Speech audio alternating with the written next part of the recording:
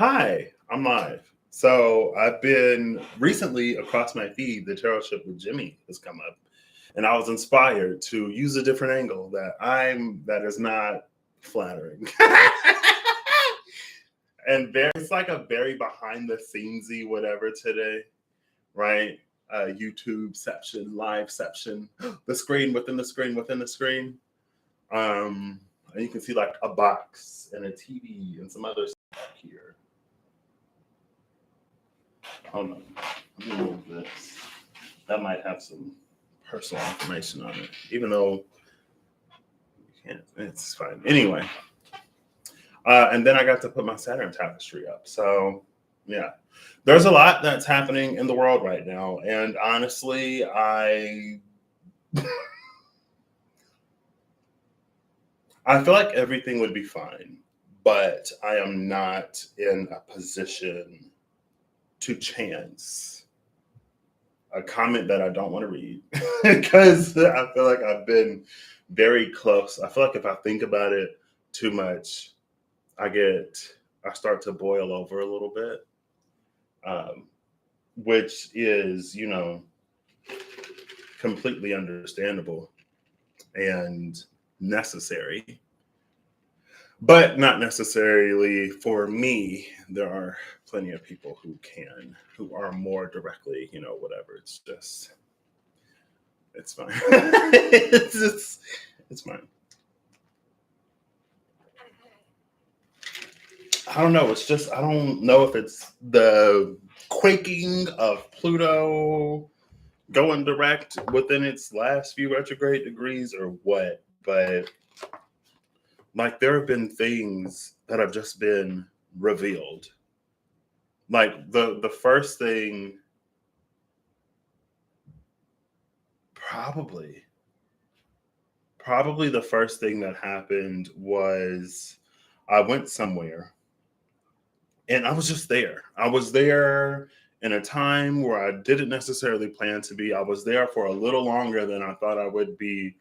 And circumstances just played out in a way where I found out that one of the reasons why I really gravitated towards and fell in love with a particular thing that has recently come into my experience was a lie.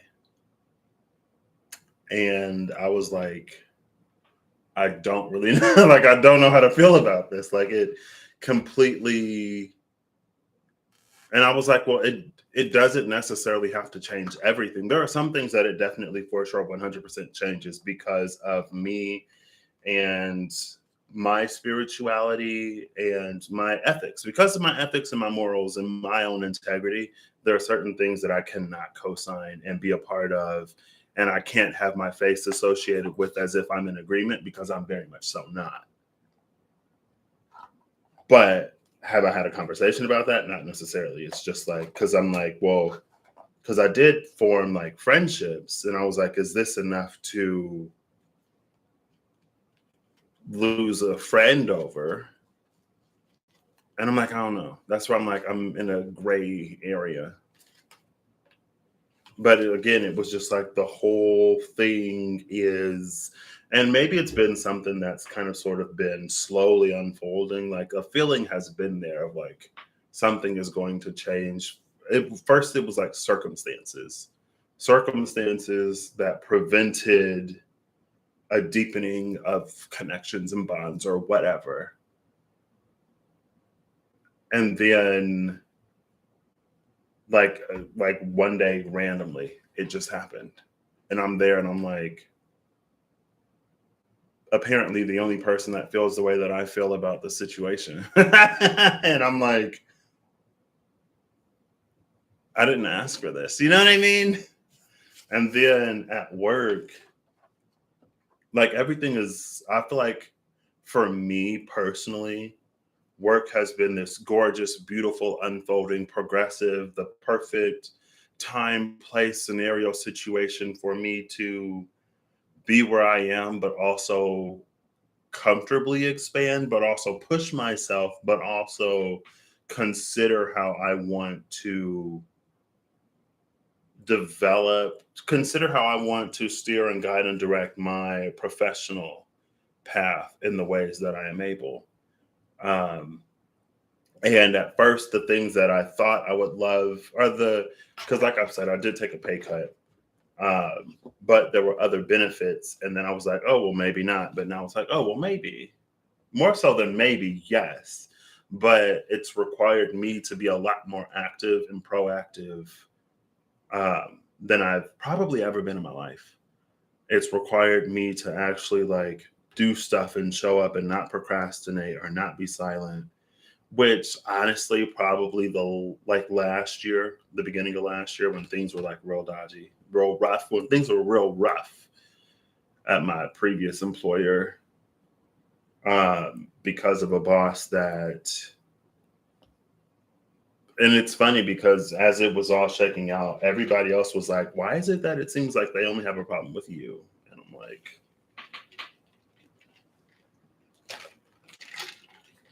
I don't know. Ow. I just got hair in my eye. Just hit me in the eye.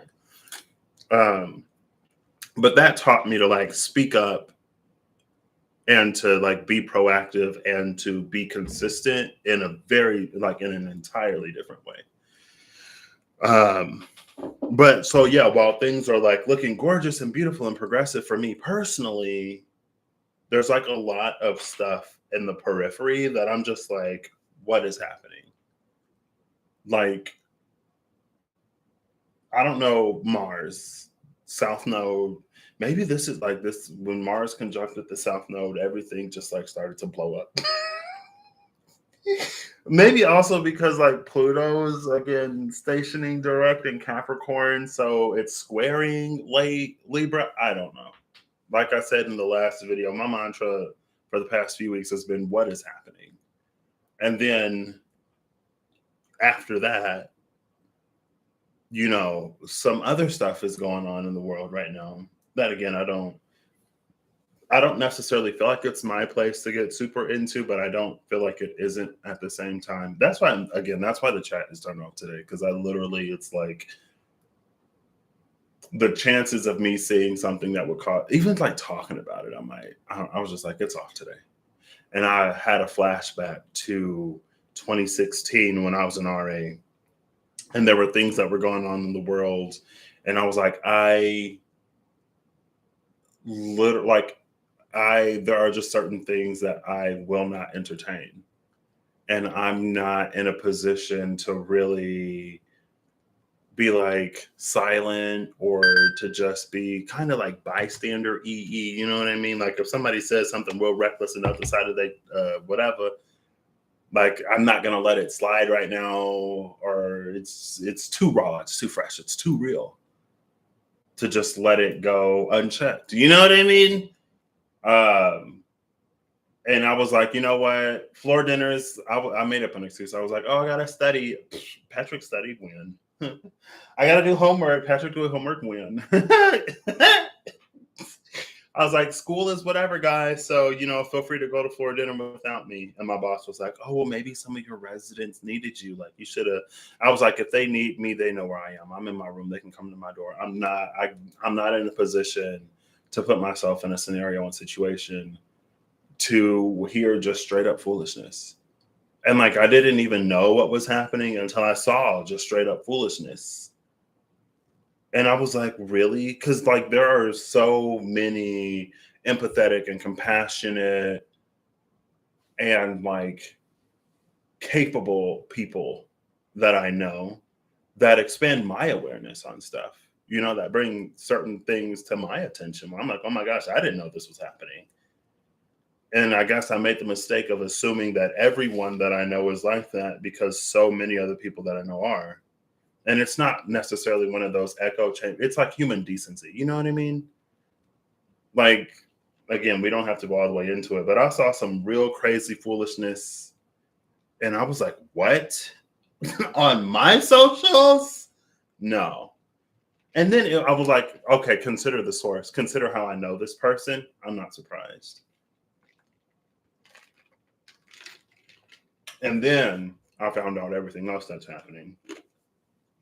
And then I found out what's actually happening. And then it's been a real dodgy time just to like be at work and around people and overhearing conversations. And honestly, it gives me flashbacks to May of 2020, late May of 2020, when the node shifted into Gemini Sagittarius. And I was like, the collective heart of humanity is dead. And apparently, it ain't enough religion and spirituality in the world to get people to care about people, to be kind, compassionate, decent people. And at this point, I guess it isn't surprising. But at the same time, it's something, I don't know, it's just like, at what point, I don't know, maybe it's just like disappointing more than anything else. But it's just like, at what point do people actually start to care about people? You know what I mean?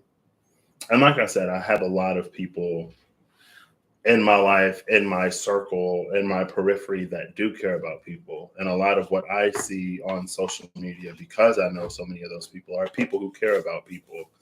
Like, again, like, there are certain things that it's just like a decency thing. You know what I mean?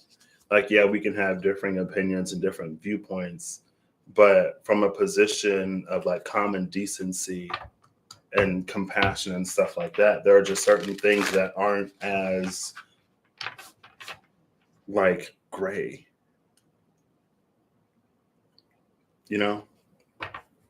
Anyway, it's fine.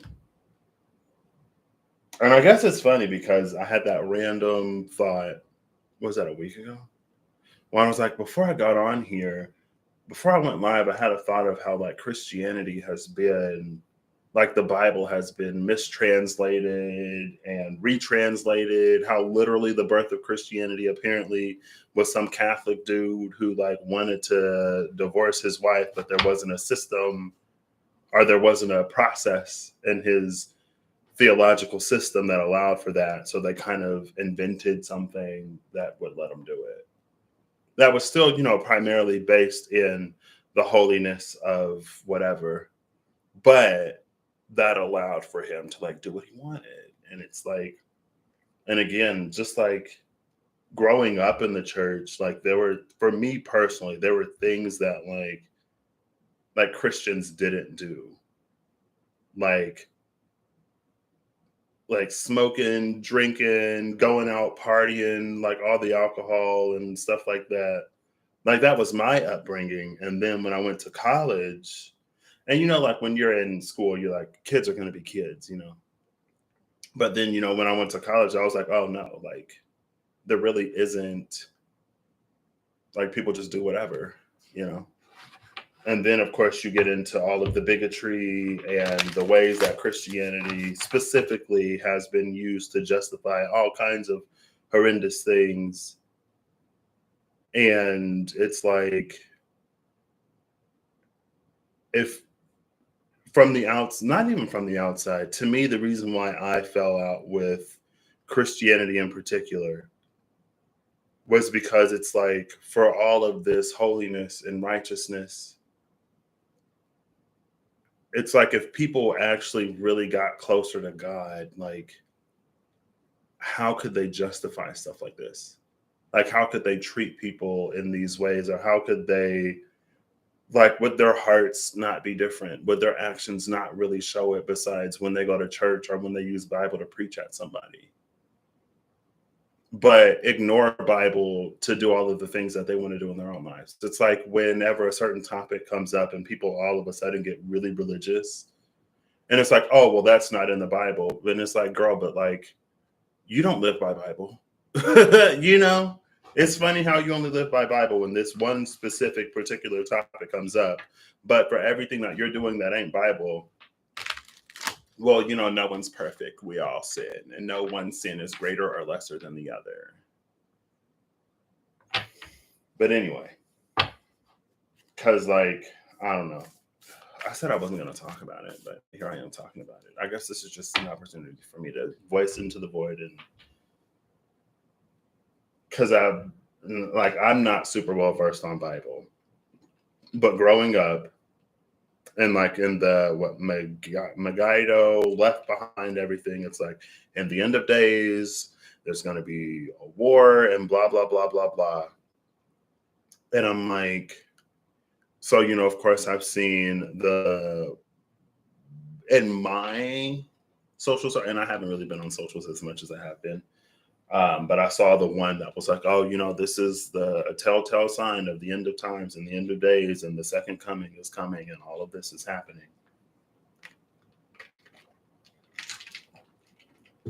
But again, it's one of those things where it's like,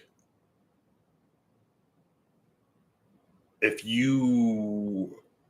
don't want to say if you had a heart, because I feel like that's a little extreme, but for me, it feels appropriate. Because it's like, if you really cared, if you were really compassionate, if you really had the heart that a relationship with God is supposed to, well, maybe it's not, what do I know? I'm one dude who apparently didn't get the memo that it seems that a lot of other people have gotten. And I know it's not everybody, but it's just like,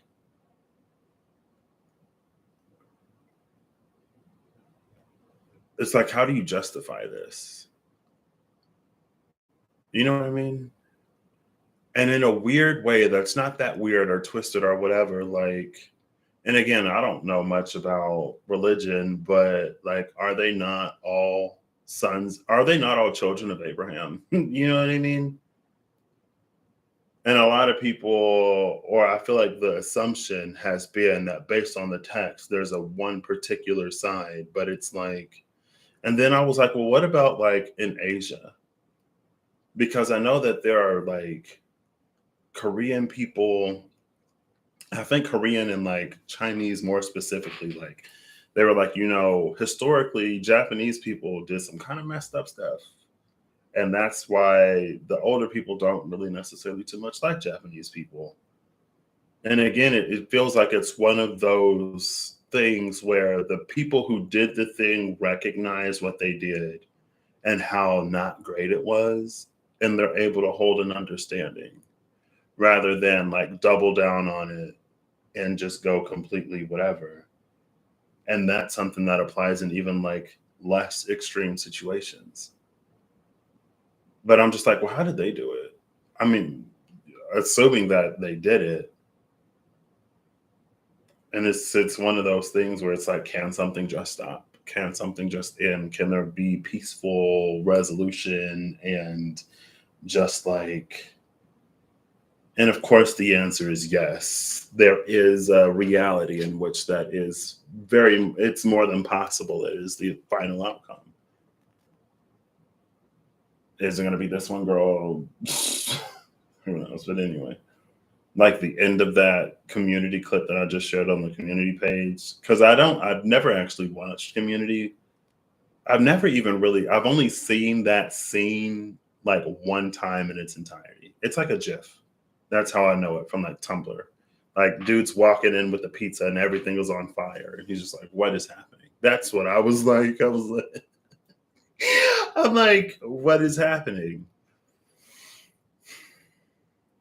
But anyway, when humanity reaches the point, when we reach the point where we truly legitimately care about people, and when we can care about people enough to put our own feelings and egos and everything else aside, like when we care about people enough to admit when we have been wrong, to admit when we are wrong, to admit when there have been historical wrongs, to admit when there are some societies and some norms that are built upon and that are like really like the smoothness of their function is so deeply rooted in those things. And I don't know, like I know I'm weird and I know I'm not typical. Like there are some people, if like they do or say something that upsets you and you call them out on it, they're more upset with you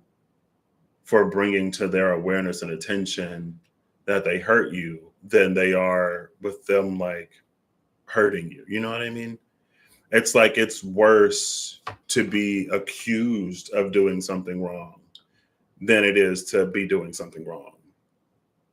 You know what I mean? Like, and I'm just like, I'm not that kind of person. Like, I will gladly bear embarrassment and shame and all kinds of emotions and feelings if I'm in the wrong with somebody. Like, thanks for letting me know. I'm not going to do that again, because I'm not the type of person that just like, I don't care how you feel. That I didn't mean it that way. You shouldn't have taken it that way. You're too sensitive. Everybody's blah, blah, blah. And again, sometimes it's one of those like, tell me you don't care without telling me that you don't care.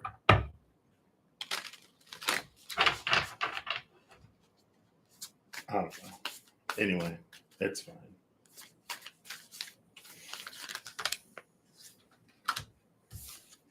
Ooh, I'm not ready. I didn't even talk about what I wanted to do. The spiral.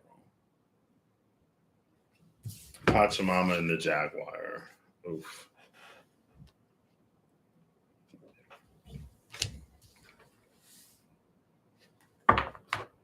So what I was going to do was I was going to pull, excuse me, I was going to use the dice to determine how many cards that I pull.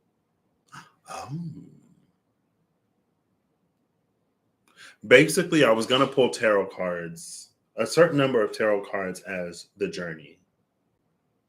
And journey was at the bottom of the deck. And then I was going to pull a certain number of other cards to represent things that we encounter along the journey.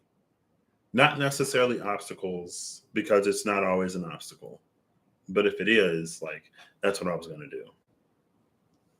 Obviously, that's not what I've done so far. And then I was like, oh, I could use the dice to see like how many cards are in the journey, and then like do a few different journeys. And then I was like, oh, I could use the dice to get the number of like journey cards, the number of obstacles, the number of encounters. I like that word better. So the journey, the number of encounters, and where those encounters sort of like happen. Again, we'll see if I get to it, because apparently this was a whole ranty whatever. And you know what? It's some real North Node Sagittarius for me, whatever times. And maybe it's because the South Node is trining where the North Node was. And I remember, and like it was so obvious and immediate, but I guess only if you have an awareness where it's like there are certain things that are justifiable to be upset and outraged about. One of those things being common human decency, and not completely self-centered way of living.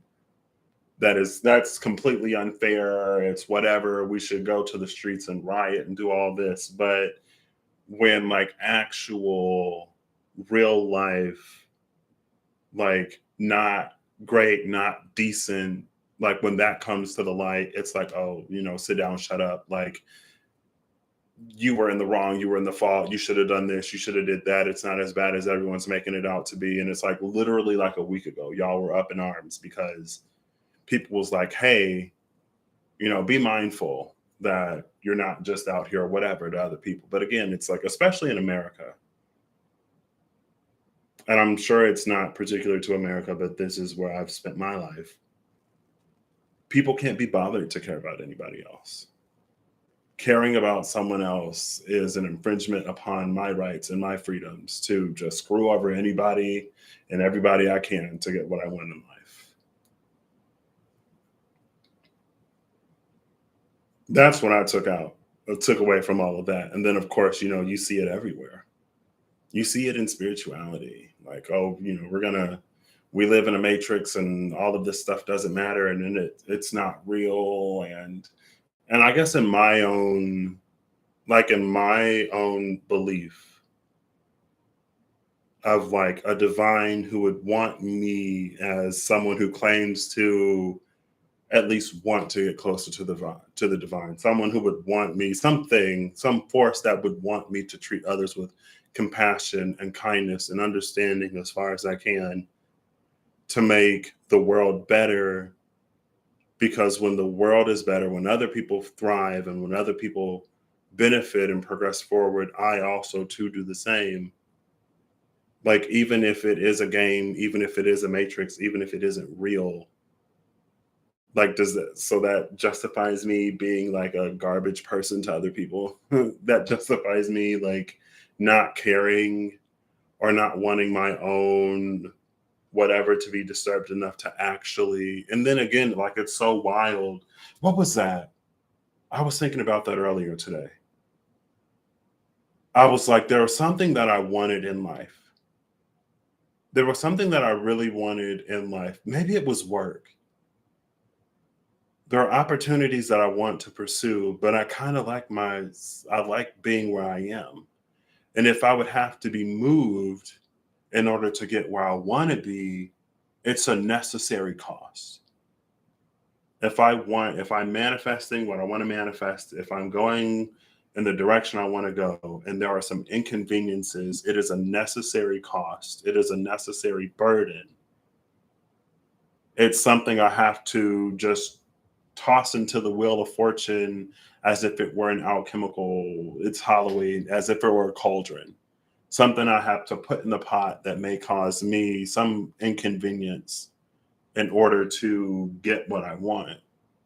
And I was like, how wild is it that sometimes we as people, we want so badly the things that we want, but we are so unwilling to do the things that are necessary to get it.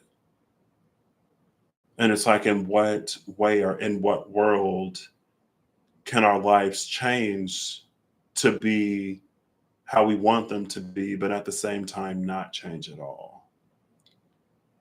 That's what I was thinking about. Cause I was just like, I don't really want to have to do that. But then I was also like, well, if I want what I want, it's necessary. And if it's necessary, then I'll do it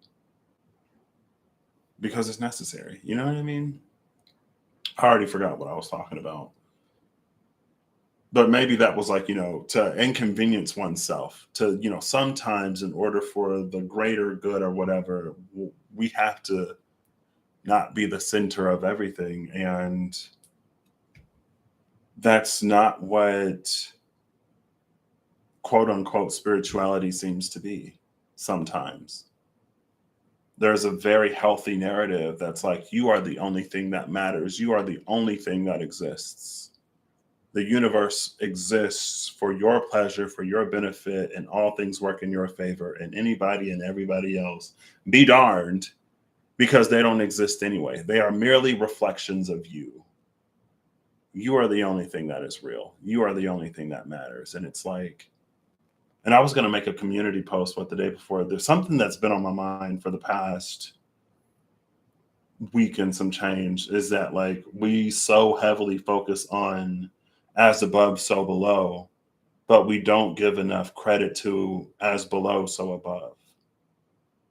It's like we try to align to these higher whatever things. And maybe that was it. It came out kind of in the Two of Air in the Good Tarot.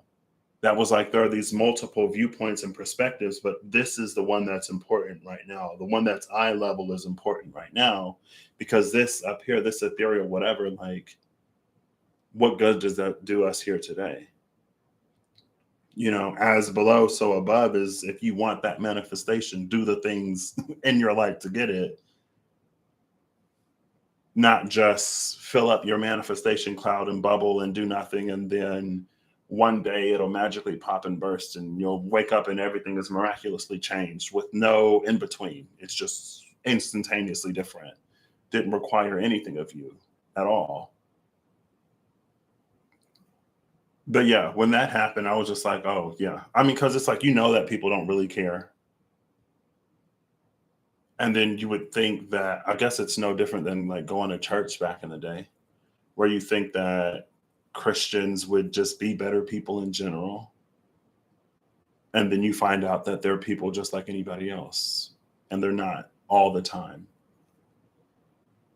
And it's funny because some of those who are not will be like, well, if I didn't have Jesus, like, who knows what I would be doing? And it's one of those things where it's like atheists or agnostic people have that, like, you don't necessarily need Jesus to be a decent, common decency and respect for other people. Like you really don't. Like if you do, I guess that says something about you. You know what I mean? But and if you do and you need Jesus to do that and to be that, then eventually, like, wouldn't you be that? And it's like, not to say that, and it's not just Christianity in general. It's apparently, seemingly, a thing that is common to many belief systems that have ever, like, used their beliefs to justify wrongdoings against other people, or who have, and it's just like, well, I don't know. And again, like, it's a lot of people. The world is what the world is, and we're getting where we're going. But at some point, it's just like, man. But I kind of expected more or different or better from a community that I was still fairly new to at the time, I guess. And it's like, yeah, y'all people just like any other people. Like, tell me you don't care without telling me that you don't care. And now you're using your spirituality. Oh, it's all an illusion. It's a whatever of the matrix. It's not real. It's not happening. And it was so much like North Node Cancer stuff. Like, retreat into the heart and do all this and do all that. And it's like, girl, like the North Node is in Gemini now. And with the communal energy of Gemini, like this is us learning to get along at a local level. Because, globally, people do that whole worldwide collective meditation. Let's put all of these good vibes and this good energy out there for the collective of mankind. But in our own day-to-day lives, whenever we are really challenged and pushed to let our hearts guide our actions and our viewpoints to one another, it's just like, okay. But also at the same time, the world is getting better. Like there are more people in general who care and who are informed and who are decent enough to see the truth of what things are and what things have become. You know what I mean? And it's interesting because I wonder, within like one's own personal life, just like as a curiosity, how one can justify, it's almost like how one can be upset about like a narcissistic abuse that they may have suffered, or any time that they've been wronged by someone and how they wanted things to be made right, versus like, again, how comfortable they are in certain systems, or honestly not really having to think. And it's a whole bunch of free thinking people who just, it's like you trade one shepherd for another. You go from one flock to another flock, and you are free thinking because you think and believe what this other person is saying rather than the person that was before. And again, maybe that goes back to, there is something that exists before thought. There is something greater than mind that is at play. The all is mind, the universe is mental. It's like, maybe, but the creator, like something has to come before the mind. Something has to, you know what I mean? Anyway. And I mentioned that because that's also something that's come through recently. And then it's like this happens, and it's like, so like literally, like using certain beliefs or whatever, it's like, so literally, like nothing in the world would have changed if we were to always have operated in the ways that some seemingly think that like these are the proper ways to do this or do that or whatever. Nothing would have changed. The world would still be as, like, even worse than it is now.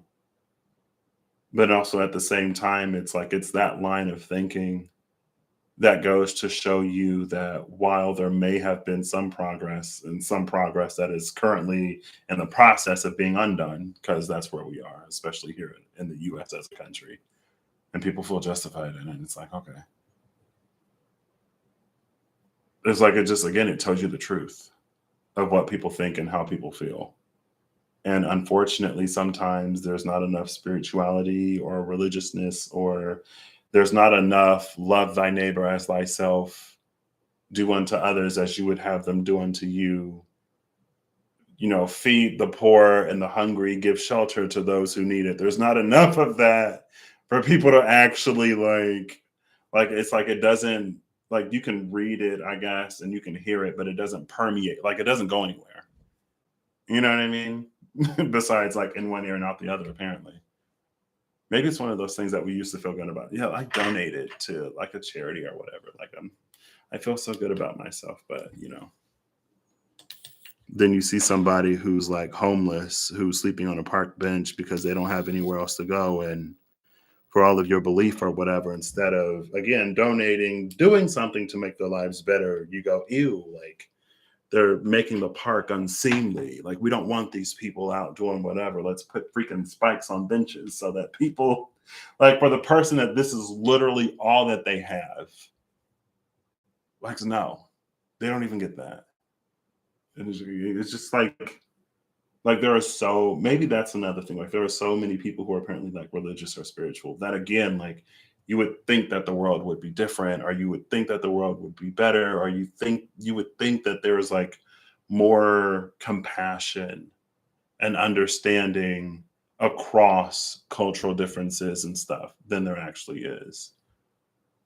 And it's like one of those annoying Facebook posts that it's like, nobody has a heart like me, nobody cares like I do, and literally everybody shares it.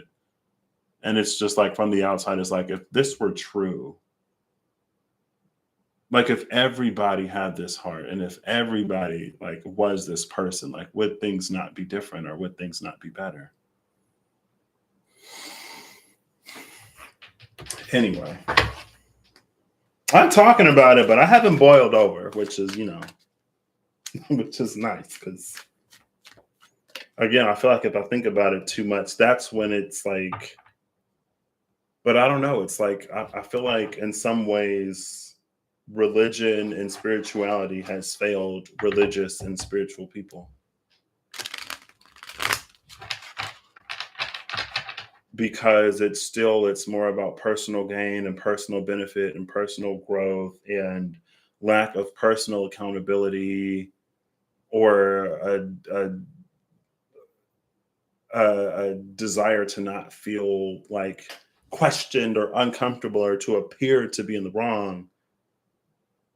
But again, like with all of that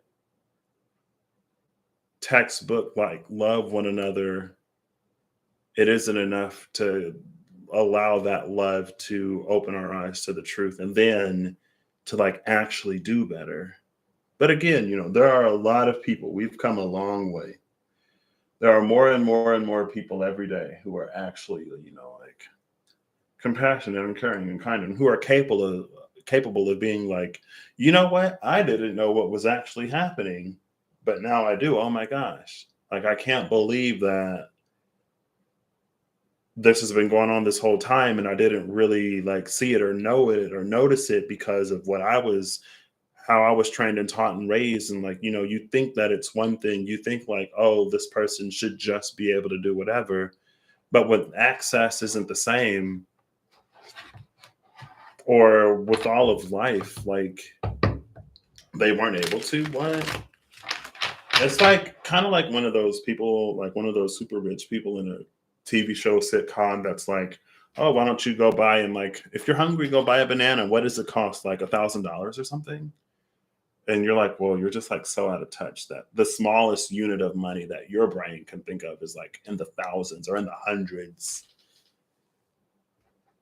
It's like, it's just such a different whatever. But anyway. Maybe I will still do. This will just be me saying whatever. This will be one of those that you can probably skip, but I'm not gonna. My North Node is in Sagittarius. So my North Node tells me to say it.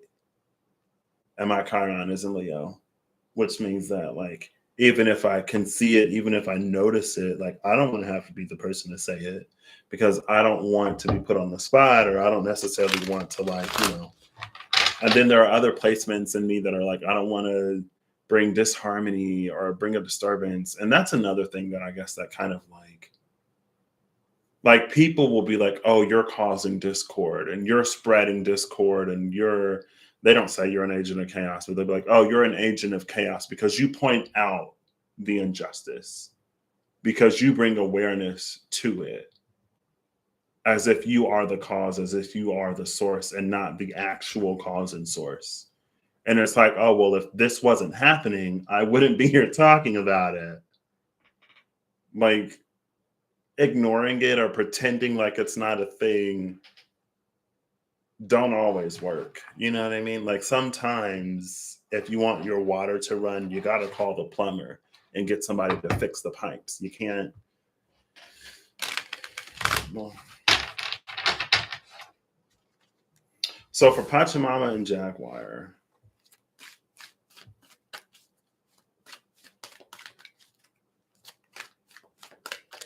and then I'm using one of the most, I wanted to use something that was like understandable. I didn't want to use the SKT because I feel like I always use the SKT, and the SKT seemed a little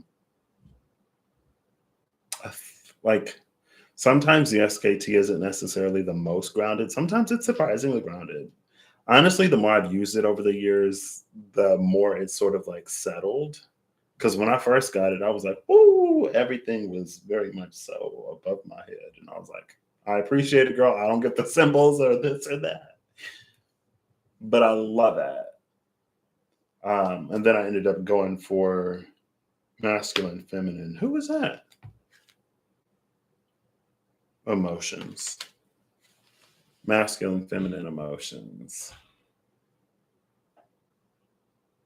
Masculine, feminine is one of those polarities that came out in the disology, where feminine and masculine meet. I'm pretty sure. Anyway, I forget what I was just saying or talking about. Oh, yeah, I ended up getting this combination, the Mystical Shaman Oracle cards and the freaking Dreams of Gaia Tarot. I feel like it depends on the cards that come out. Sometimes I'm a little better at whatever. There's like this angle that he sits at. I guess I don't need to look at the laptop at my desktop, at my monitor. And I was gonna like clean it up a little bit today, but I was like, you know what? It's raw. Behind the scenes.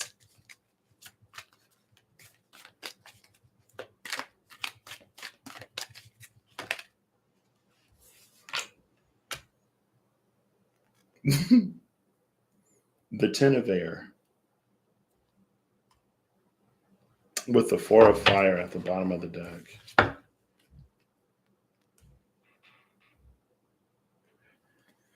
Ten of Air, Ten of Swords, the Four of Fire, and Wisdom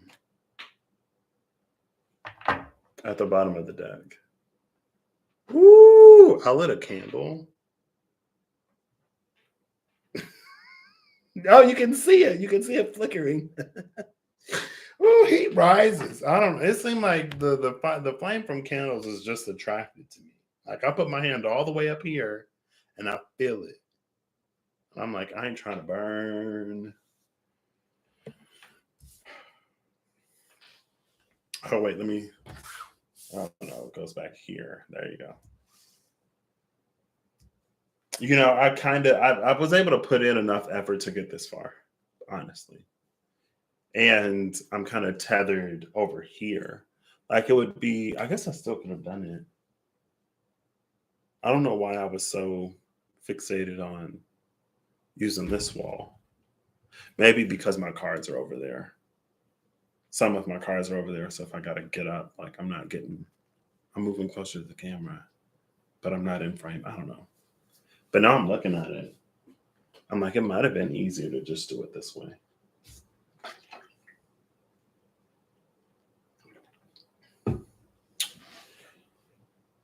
Oh.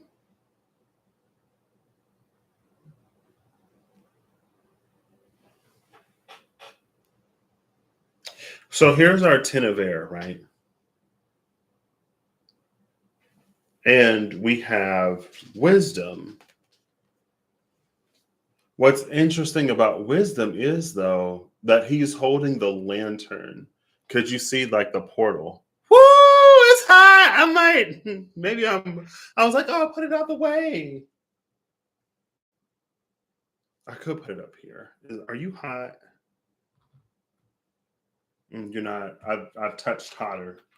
I'm going to move you up here. Oh, see. Oh, I don't know. It's fine. You can stay there. You'll just have to. Maybe if I can like go around it. No, I can't go outside. I can go up here. So you see that she's like gazing into that portal, into that mirror, into that void.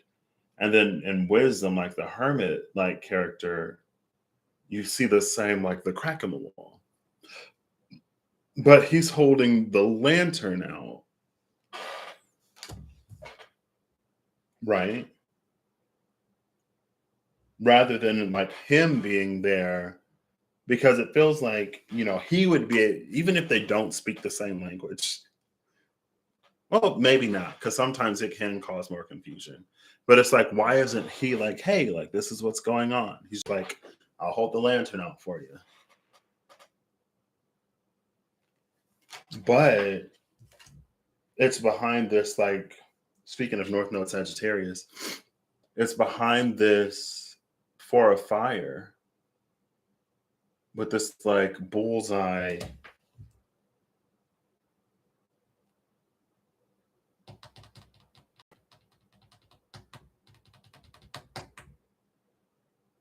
Oh. The bow is the void. The arrow is the light of the lantern. Because you could see the bow is that same black. It's like the blade, and I'll grab it. Why not? Give me 1 second. Oh, hold up, wait. I'm gonna roll off frame. Because last time I got up in the middle of the video, my booty crack was showing. I had to trim it. I was like, I'm not used to full body.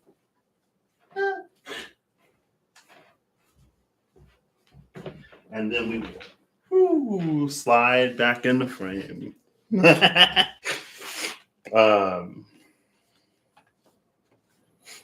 I'll look before and after the blade. But it reminds me of the blade. So anyway, the bow is this void, and the arrow is the lantern. And it's like something that's trying to be communicated across the void or in this null space. Yeah, let's like move everything away from the candle. I've burned this candle a few times. The wick is like burnt though. Because usually what will happen is I light a candle, the wick gets burnt, and then it breaks and I can't light it.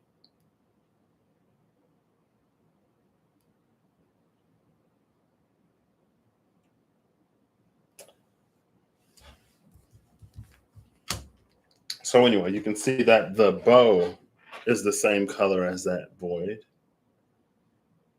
Even the hermit himself. See, because I was feeling like that's like the hermit, or that's like the divine, or that's the high priestess. That's some force that's trying to communicate something, but it can't. But the Four of Fire was also like the Offerlagu.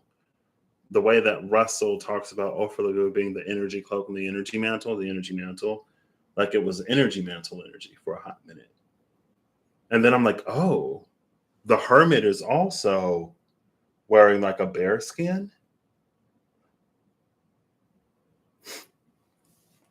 But that makes me think of the Berserker. When I use the Lafruma, so I'll go looking for Wacken too. When I use Lafruma, and I can't remember if I went looking for it or no, because I used Lafruma and the Runic Tarot. And there was the energy of the berserkers of old that would channel their animal totem guide energy to throw themselves into a frenzy and to be the best warrior that they could be. Sometimes too well, because they may not be able to differentiate friend from foe. So anybody who's in the vicinity can get it. But it was like stepping away from animal totem being channeled in that way and animal totem coming in a new way. And I remember the Four of Swords came out, and it was the lady sitting by the fire with like the wolf there. Yeah. And it was like if someone brute forces their way through, they'll basically like be digging the hole even deeper. Because things have changed. And that's the one thing about text in particular, or that's the one thing about recounting things. And the older it is, almost the worse it is, because it's like the world has changed. The world is different than it was at the time of its production or its creation or its channeling or its whatever. But if you have a healthy, active relationship, it's one of those things that you like wouldn't know, right? It's like if somebody wrote a book about, I don't know, physics back before gravity was discovered, and they were like, things fall because of some whatever. But like if that person were still alive, and they would go, oh yeah, like dude discovered gravity, so this is how my theory, these are how my principles change with that knowledge and information, rather than just sticking to it as it was. And maybe you think it'd be good enough, but maybe it's also one of those things that like you don't think that you have to say to people. You know what I mean? Like it, you wouldn't necessarily think that it'd have to be communicated like, hey, don't do this, because that's a very not great thing to do. Again, but I guess common decency ain't so common, just like common sense is a rarity. It's something that I lack sometimes. I'll admit it. Anyway, it's fine. Am I going to shuffle this? No. I'm going to go looking for the blade.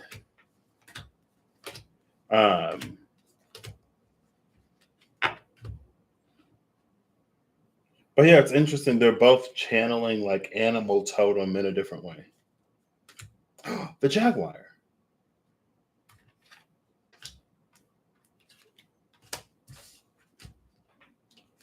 With wisdom. Look at that. I'll be the first person to be like, F your feelings. I don't care. If you're in like, especially, it depends. But it's like, I don't necessarily I don't expect from other people that if I hurt or upset or offend them, the composure or the whatever to talk to me or to approach me in a way that's sensible. Like, oh, I hurt you. Well, you should have done this. You should have done that. This is how you should have communicated it instead of doing that. But when you get hurt and when you get upset, you react in the same way, if not worse. But when you're on the other side, oh, people should approach me better. But, it's completely human to like expect more from others than we're willing to do ourselves. Because let's find the blade.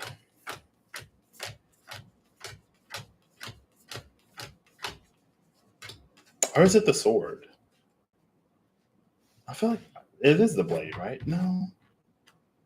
I know it's the sword. Is there a blade and a sword? I feel like there wouldn't be a blade and a sword in the same deck. That's because the blade is in the mystical shaman. Why did I pull these out? Because I thought the blade was in the archetypes.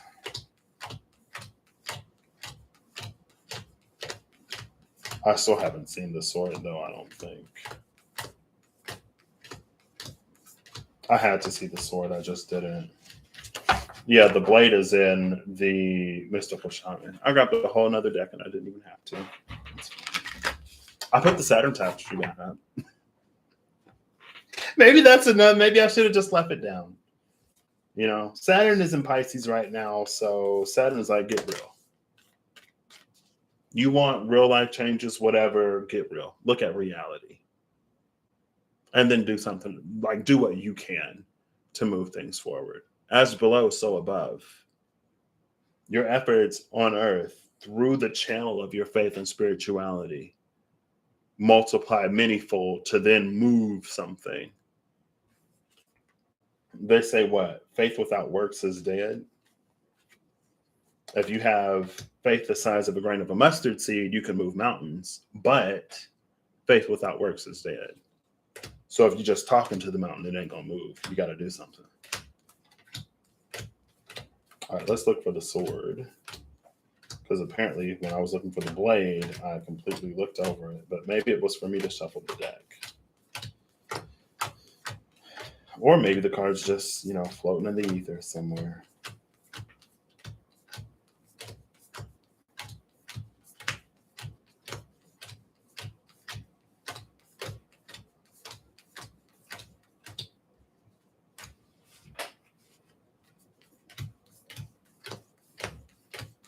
I saw the fault line. I'm not seeing the sword either. Hello? Am I missing a card? Oh, here it is. We have the warrior and the offering outside. Oof. The warrior and the offering almost low-key feels like nobody asked for this,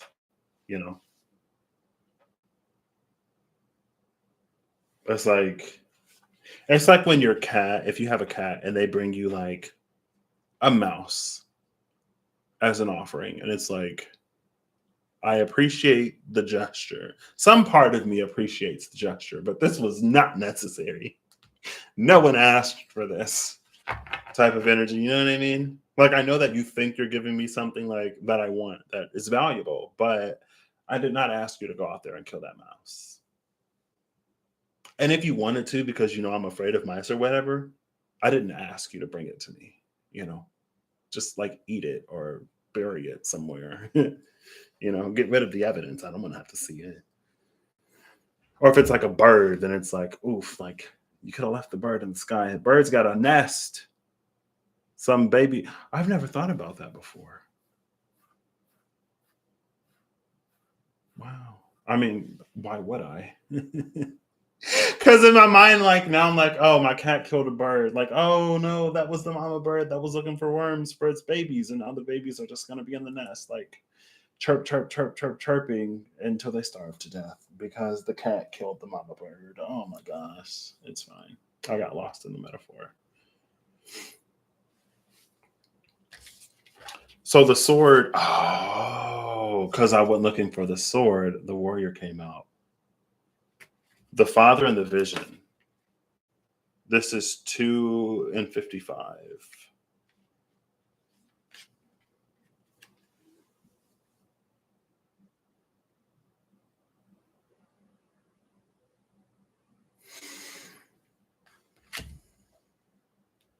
Where did the warrior go? It's fine. Because the sword is here, it's like, now that makes me think of spear in the Fruma. How it originally wasn't a weapon. Like the sword isn't a weapon. So the vision that the father had for the use of the sword is different than what people are doing with the sword. It's like, oh, you gave me a sword because you wanted me to use it to go slaughter something, right? And father is like, no, I don't want this. I didn't want this. Like, that there are other ways to use a sword, right? I've been watching The Good Place. So it's like if somebody in The Good Place is like, oh, we'll leave it up to a human to use the sword to go out and murder things. Because humans will find a way to make anything into a weapon to hurt another or harm another, again, to increase to further their own whatever, It's what people do best. But swords can be used in other ways. That makes me think of the Taurus video that I did in the Lafruma. Don't go waving that sword around, because like the sword can be used almost like a machete to carve a path through a wooded foresty area. But for Taurus, it's like Taurus is hacking at the forest because that's what people do. But if Taurus would stop hacking at the forest, they would see that the forest parts before them. Taurus, in their reading, navigated in a way that was different than other people, but because they basically follow what everyone else is doing, they never realize it. And then I was like, this could be like North Node Taurus energy for when the North Node shifts into Taurus, because I think that, yeah, that was before the North Node shifted into Taurus. Like the sword can be used to clear a path. The sword, the archetype of the sword is to cause separation. So now it's making me think of like mana swords, like swords that only cut spirits and they leave the physical fine. So like if someone is possessed by an evil spirit, you can cut them with the sword and the person would be fine, but the evil attachment would be removed. Because it separates. It plays upon the archetype of the sword. Now it's making me think of Dwarven magic in God of War, Ragnarok specifically. And I posted the clip to the community board before, but how like Brock uses a bag to capture the sound of the wind. And he said in Dwarven magic,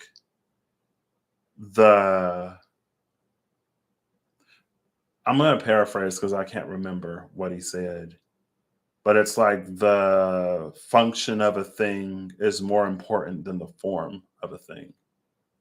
Like the purpose of a thing is more important than its form.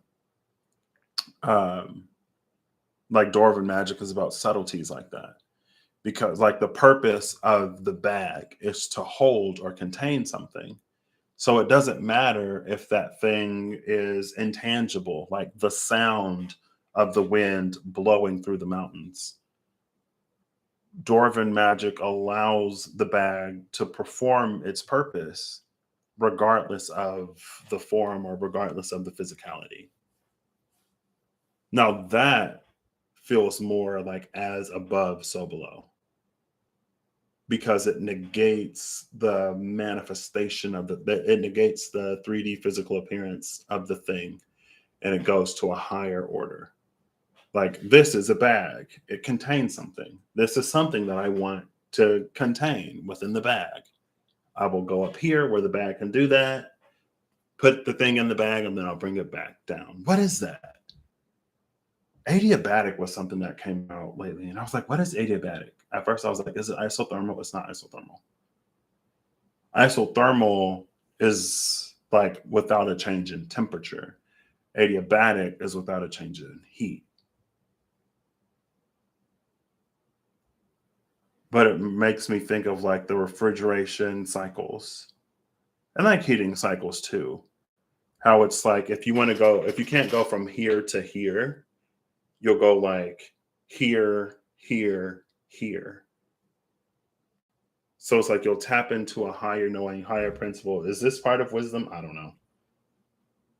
You'll tap into a higher knowing, higher whatever, perform the function up here, and then it's like if you go as below, so above, so above, so above, and then as above, so below. So it's like if it's that two of air, there's something that's down here, and you have this knowing that's up here. So you take this up here, translate it over here, and then you bring it down over here. So it seems like on the 3D level, it seems like something just miraculously and mysteriously moved from this palm to this palm. It's like if I could catch, right? Like I put this bag of dice in my hands, right? And I want to, let's say that it's like, if we were a 2D being living in a 3D universe, this is what a sphere moving through our world would look like. It would look like a series of circles. If we only had the capability to see what is inside my palms, and I want to move this from here to here, like this is what I want to do, right? But for some reason, there's a wall. Where's a book? Where isn't anything? There's a wall that's right here, right? So I can't just do this because there's something that obstructs my ability to do that. There's an invisible force field. Oh no. So what I can do, I'm basically sleep deprived and my athletic ability already is not that great. I'm putting down the heavy preference. I want to preface. I'm putting down the heavy prefaces, okay? I can't do this because there's an invisible force, but I can do. Sometimes you got to try until you get it right. I can do this. Hey, I did it. That's the spiral. It's vertical solutions for horizontal problems. That's literally the CC11 spiral. There's so much context here. Because the thing about the CC11 spiral, it was that there's like a mountain or there's something that we can't clear. So we go on this elevating spiral until we clear it, and then we move forward. Just the same as if I were to do, woo, and it clears this imaginary force, and then it comes down into this palm. So like as below, so above, some above, and then as above, so below. And it moves this below in a way that we can't necessarily do it. But you see how we have to do both. As above, so below, and as below, so above. We gotta, we're humans. We got big brains. We are capable enough to do something, so that's the way that it has to play out for us. So anyway. But yeah, it's the purpose of the sword is to separate things. It ain't to stab all the time, right? Not I'm going to separate your heart from your body and your arm from your torso and your head from your shoulders. Like, girl, ew, no. Nobody asked for that. That's not the kind of offering we want. I got to find the warrior. Oh, here it is. I got to find the warrior because you can see how, oh my gosh. So remember how remember how I said it's like if you want things to go from one palm to another, you gotta as below, so above, do this above bridge, and then do as above, so below to get it from here to here, because we can't pass through the mountain, the literal mountain right there. So you got to go above the mountain, move it, and then it comes down on the other side. And the warrior tries to go from one to the other. And in doing so, again, it produces an offering that nobody asked for. Like a sword does more than just. And then that's when, they blame Azazel. Like, you gave them weapons, girl. It's like giving a baby a bazooka and then being surprised when they do something that they shouldn't do. Like, what would make you think that's a good idea? I had a dream one time that I was with some kids and they had real guns and they were like shooting them. They're like, let's play a game. And I'm like, no, what do you mean?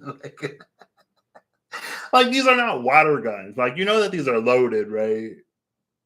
Girl. Anyway, so who do I got to look for? I got to look for Spear, Troth.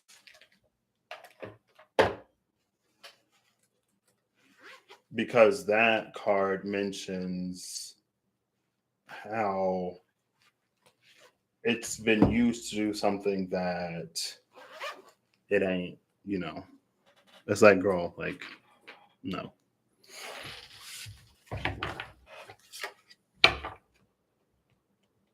And again, it's like, it's one of those things that if we could directly commune with the Father, If we could directly commune with the Father, we would know that the sword isn't supposed to be used to offer basically a life that nobody's asking for. Maybe quite little. I mean, speaking of things that religion and even spirituality has been used to justify, like wrongdoings against others that have been used to justify whatever. Like I had to do code of conduct. The theme was anti-theft and antitrust, bribery, stuff like that. Like that's the theme. Like just knowing laws. And I work for an international company, so the laws can be different in other countries, but the penalties are the same or similar. Um, and what was it? I had it and then I lost it. What was I talking about?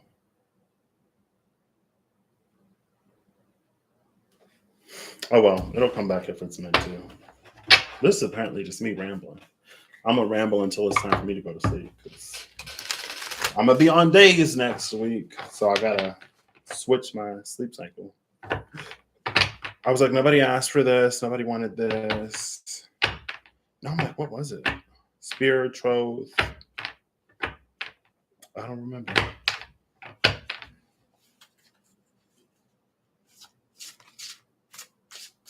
Wow, I really don't remember. Oh well. We'll do one more. And I'm not even gonna cut it. Oof. The title card. This is the title card of attribution. The one that credits participants. There's the collective thank you title card, and then there's this one. They are different in Patrick's world, although sometimes not always. This makes me think of the title card in the decks that I don't have anymore. In the Threads of Fate. Because in the title card in the Threads of Fate, it gives you a breakdown of the suits, the numerology, and different symbols. So it's like it tells you what things mean, but it doesn't necessarily give you a complete context. This makes sense because of the vision and the Father. And because there's a separation between where the Father is and where we are, that we have to basically interpret. Hopefully, usually guided by our intuition and discernment, but we have to interpret what the Father means. And so this being more akin to the Threads of Fate title card is like, it gives you different pieces, but it doesn't necessarily assemble it for you. It doesn't decrypt the message for you, but it gives you a codex.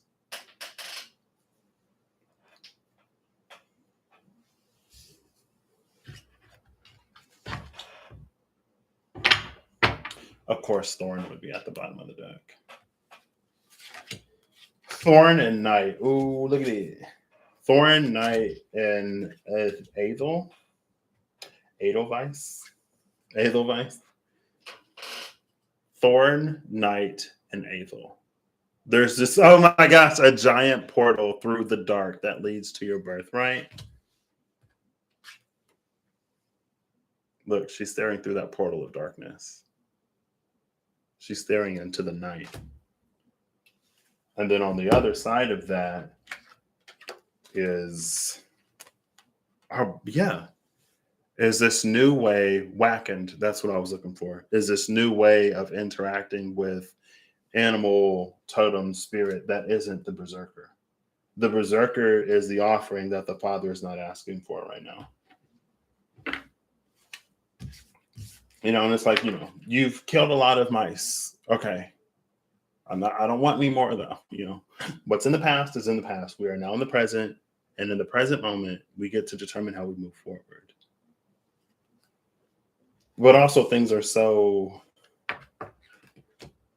in real life, things are complicated. And there are many levels and there are many layers and there are many aspects and extremes that are reached because balance is a thing that is hard to find. But anyway, Wackened is the card that I'm looking for. I guess I'll do Wackened and um, Offerlagoo. There's going to be too many cards. Wackened, Offerlagoo, and the other one.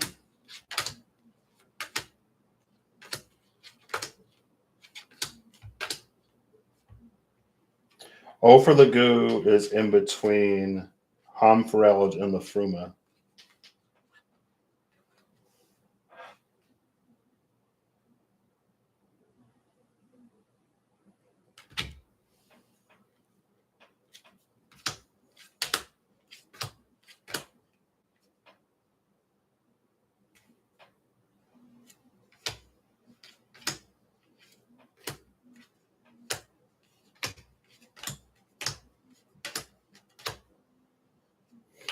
Did I miss the card? No.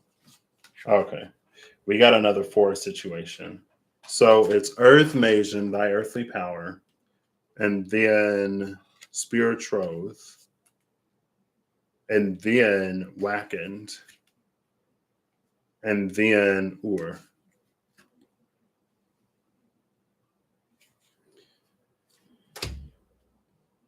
Which is interesting. And then there's Fane. Perth and Fane at the outskirts of this, with Sunstead and Onwardness present and Solstice rarefied. Perth and Fane, like it moves in a different direction.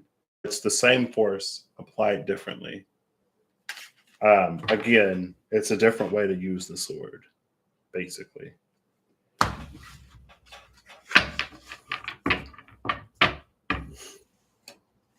Oh, I'm running out of space because this stuff is down here now.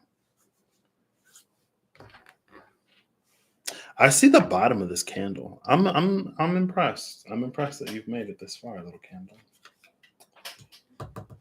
It's fine. So the blade is actually over here.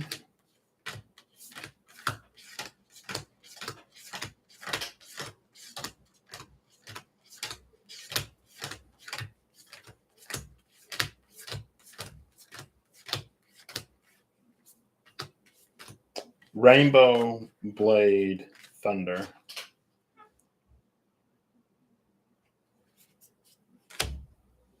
And we have the sun and completion on the other sides of that with the serpent and many paths.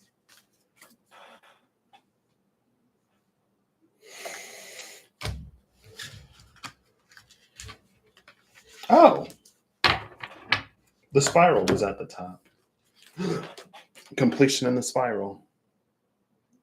It's like completion is the spiral, but it's above the spiral. So it's like from the top down view, it looks flat. It looks like a flat circle. If you pass a sphere through a 2D universe, it'll look like a series of circles. Like the spiral is a series of circles. It's a series of completions. Ha ha ha ha ha. Hilarious. Oh my gosh, I get it. Yeah, that's how I want to do it. The rainbow snake is also here. This is the child of Hieroskamos, the Ouroboros that was under the alchemical wedding. And I was like, oh, it's a baby snake. Which reminds me, so I rewatched that like 4-minute video that I did. The audio was not great, by the way, but if you saw it, you know. But I was talking about, I was waiting for my mom to come so I could go eat before I went to work. So I wasn't like,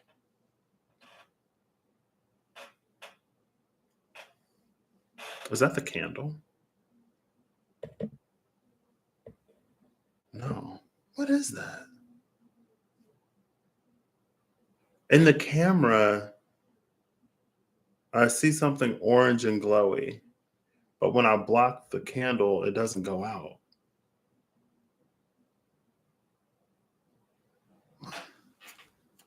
Hello? Now I'm like, what is that?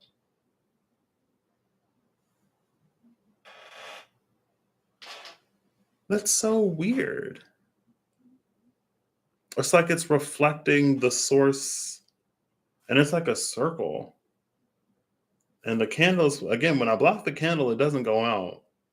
So I don't know what that light is from.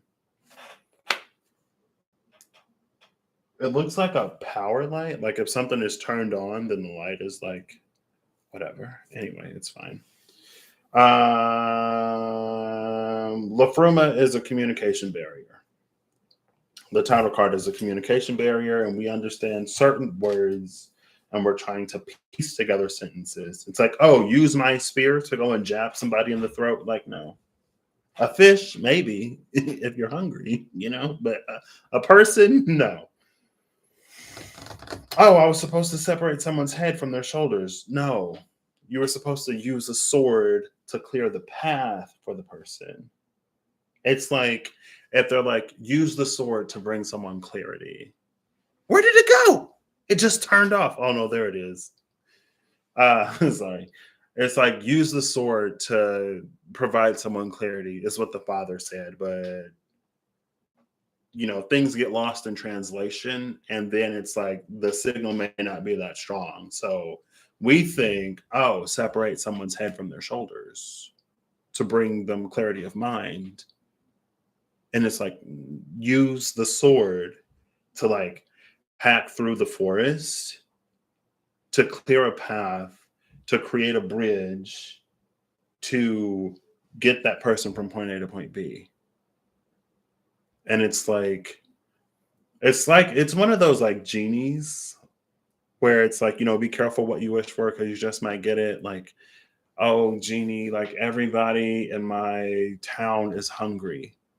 I wish that people weren't hungry. And it's like, oh, well, they're not hungry if they're dead. And everybody dies. And you're like, what are you doing? And the genie is like, well, you asked for the people in your town to not be hungry. And when they're dead, they're not hungry. They're not much of anything. They're not sick. They're not ailing. They're not unhappy. They're not anything anymore. You're welcome. And you're just like, it's not what I asked for. That's not what I wanted. Now take that, but apply it elsewhere. So anyway, I'm going to look for the bridge. We're going back and forth in these decks today, aren't we? I saw the bridge in here and it stood out to me, but I didn't take it. Hamfareld, ha ha ha ha. Actually, we're going to look for the bridge anyway. Because I see the rainbow over here. And I was thinking rainbow bridge, and Hanfarel literally came out. But in the bridge card, there's also a rainbow. So I'm just bouncing back and forth today, which is fine. There's no pressure for this to be anything besides what it is.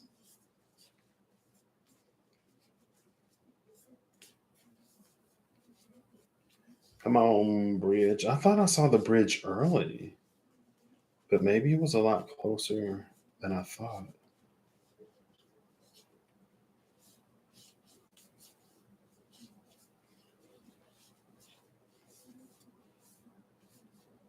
No, yeah, this is going to the top.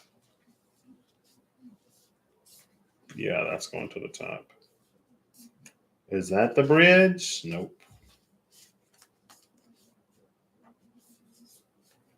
Where is the bridge? Hello? Did I not see the bridge?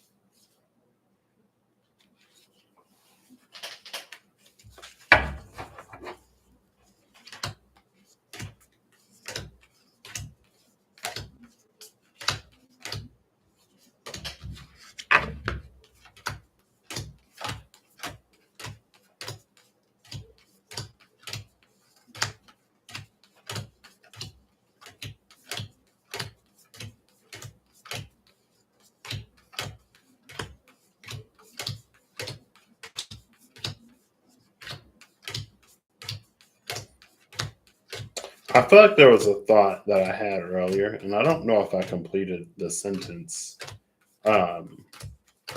But speaking of like I didn't notice the bridge because it was this way instead of this way. Oof. Oof. Oh no. Apocalypsis and the empty room. No one's hungry if everyone's dead. And then Alethea and the cave, the cavern of truth. This is what I was seeing on the camera, like a little orange light, and it's there. And again, like when I cover the candle, when I cover the candle, it doesn't go away. So I'm not sure what reflection it's catching. But anyway, the cavern of truth. Alethea is truth, like black and white truth. It's truth outside of the context, maybe, of real life.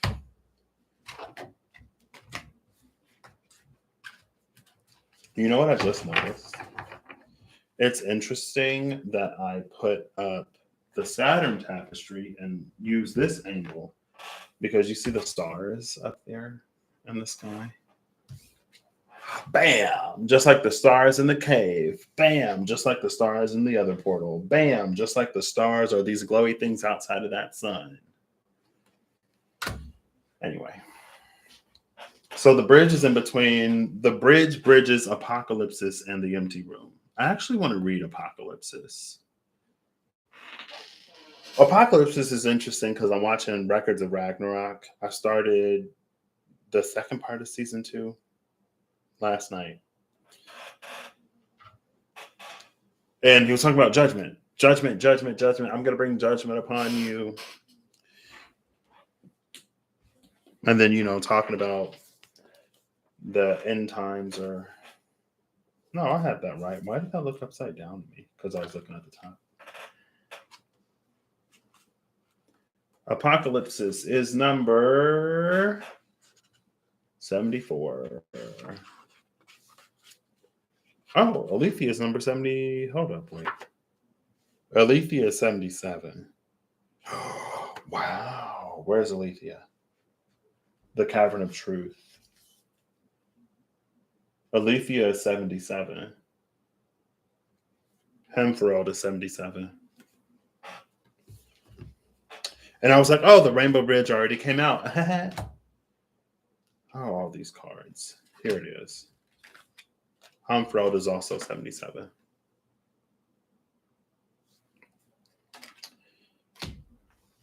All right.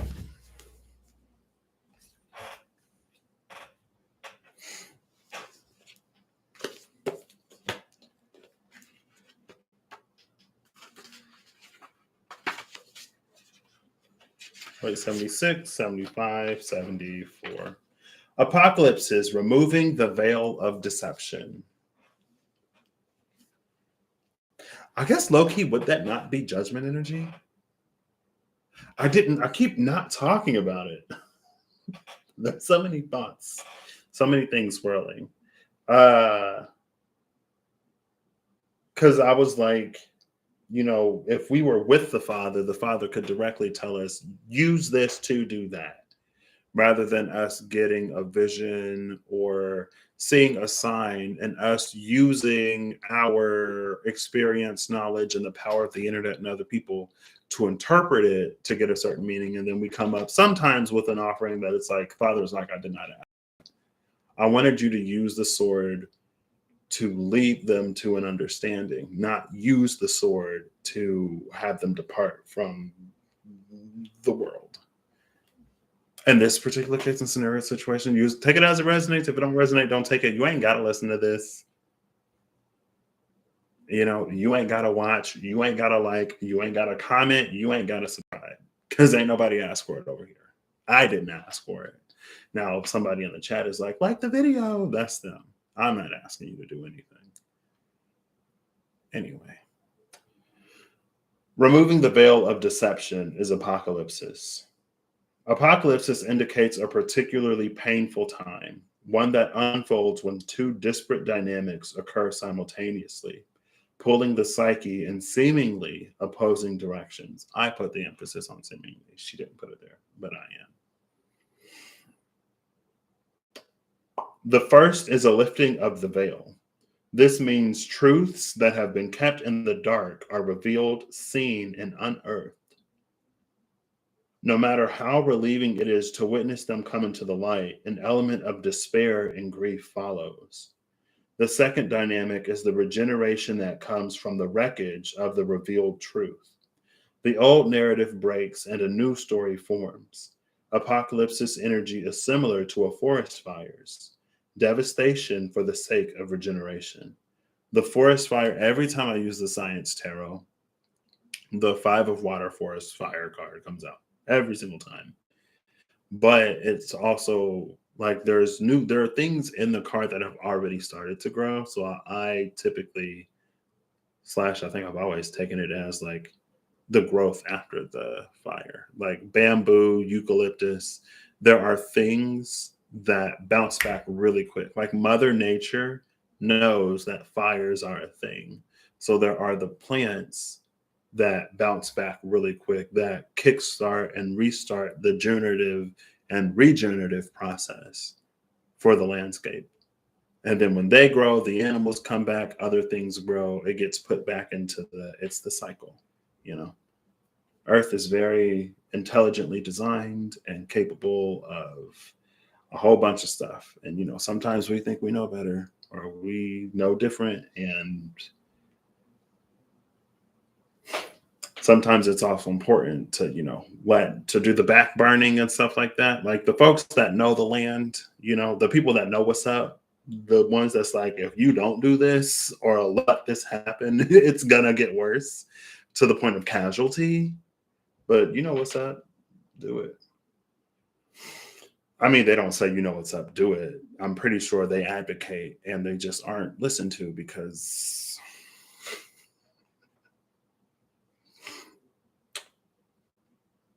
the old narrative breaks and a new story forms. Apocalypse's energy is similar to a forest fire's devastation for the sake of regeneration. The veil lifts and we see who and what has been hiding. From the nakedness of the truth, a child is born. Have faith in the process. Hold on to your center. That is the only way. This card has a strong relationship to Alethea. Oh my gosh. What? No way. If both cards appear in one reading, you've got some real uncovering to do. Take heed. Oof. I like, has that not been the theme of like literally this entire video? Has that not been what I've been saying literally this whole time? But you know, sometimes the truth is uncomfortable. And so we'd rather be stuck in the spiral and never clear those mountains and hurdles and obstacles. Because, you know, we could use the sword to do right by others, but violence is so fun. Like, people, am I right? All kinds of things will be revealed during a time of apocalypses, from big global lies to little white ones that lace the bedroom sheets. Brace yourself for the horse of truth to storm your every field. And then we might as well read Alethea because it talked about Alethea. So from 74 to 77. Alethea, truth. Our soul recognizes the truth. When someone speaks it, a cool wave of relief washes over the room. The empty room.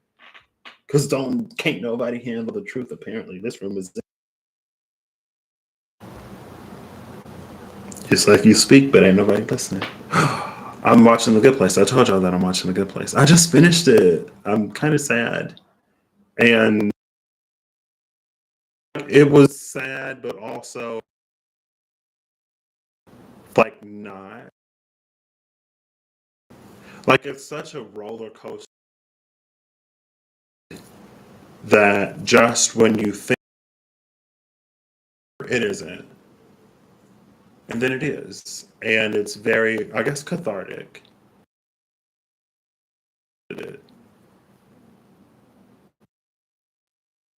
Why is that? The empty room? Oh, Greece, Athens. They went to Athens and they were in the Agora. And I gather and talk. You're on your soapbox and nobody. Our soul recognizes the truth. When someone speaks it, a cool wave of relief washes over the room. Such is the power of aletheia. This is so interesting.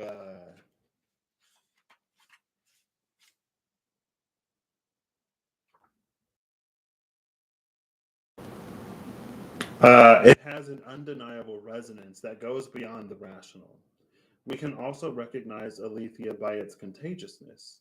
When we hear someone speak the truth, we see the truth within ourselves. The aletheia card requires us to step toward an act of truth. This might look like a conversation act or a ritual that honors the unveiling of what's been concealed. Reclaiming your own truth is a way to reclaim your vital energy in the world. Truth has its own wings. Set it free. It is said that the resonance of our voice changes when we speak. Light. Practice seeing truth as a vibration. Picasso said, "We all know that art is not true. Art is a lie that makes us realize truth that is given us to understand." So this is interesting. Back in 20 something, maybe 17 or 18. Had to be like 20, probably 2017, or probably the summer of 2017 or 2018. I was in probably 2017 space. And my dreams of having children have really young. Dreamt of having a child. I would trying to protect my child, like my baby horse that was out to get my baby. And at the end of every dream, I would wake up in tears because it's like, no, I did everything in my power to lose my child. So I was like, I'm never having kids. Then on the TVs, I can't remember if it was before that or if it was after that or if it was around the same time. That's when there were a lot of TV interviews with parents that had lost their children to force. And then I was like, oof. And like, for some reason, I'm 30 years old. I was even younger then. I've never had a child. Something that like I would feel viscerally when I would watch those. Just like loving your child so much and doing everything that you can to like keep them and to lose them anyway. Uh anyway. So that to like then I would have dreams where like I would go visit a friend and my friend would have my kid. I was like, oh, that's my kid. Like, what? A dream about I was at like the darkest point, a pretty dark point, not the darkest point, but pretty dark. There was the darkness that preceded the darkness, if you know what I mean. It was like one of the dark nights before my darkest night. But I had a dream that there was this little girl and it was her birthday and I loved her and she loved me and she blew out her candles. And I was like, I used all my birthday wishes to wish that you were my dad. And I was like, whoo! I woke up in tears. It broke me. And for like a good little bit, about was enough for me to like get out of bed and to do what I need, moving my life forward, and to not. And then I told Heaney about my dream one time, and it's in time space. And so now I'm like, all right, where my little girl at? Where's she at? I got a lot of growth. I've had a lot. I've come a long way. I probably still got a fair amount to go. Anyway, and then after that, and Alethea, the Alethea card came out. Alethea would be such a pretty name. Like, I might name my daughter Alethea. I love V names for girls like Veronica and Vanessa, Valerie, Victoria, maybe not as much, but like Vanessa, Veronica, Valerie. I love V names. Anyway, and so, oh, my daughter's name is Alethea, and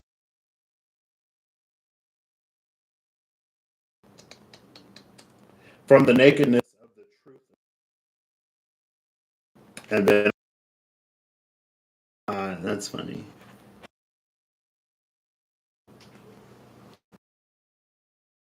The truth of the future, a truth of the future that my life would not be going until I lived to see the day that that was my reality. And I'm proud to say that I don't know if we necessarily there yet, but we're definitely there, if you know what I mean. This takes me back to the thing that I rewatched, that 4-minute video. And I was like, oh, the face of the child was the chickadee. Because when I was like, oh, the chickadee told me to go lie, they ain't been on the window, at least since I've been up and in the living room. Come back if they come back. Because there was an energy of the chickadee that was like, there's this child spirit baby, and there's some angel or whatever. Right? And then I was like, it's like angel turned the little soul into a chickadee, or put the soul in the chickadee, and the chickadee's. And I was like, remember that whole thing?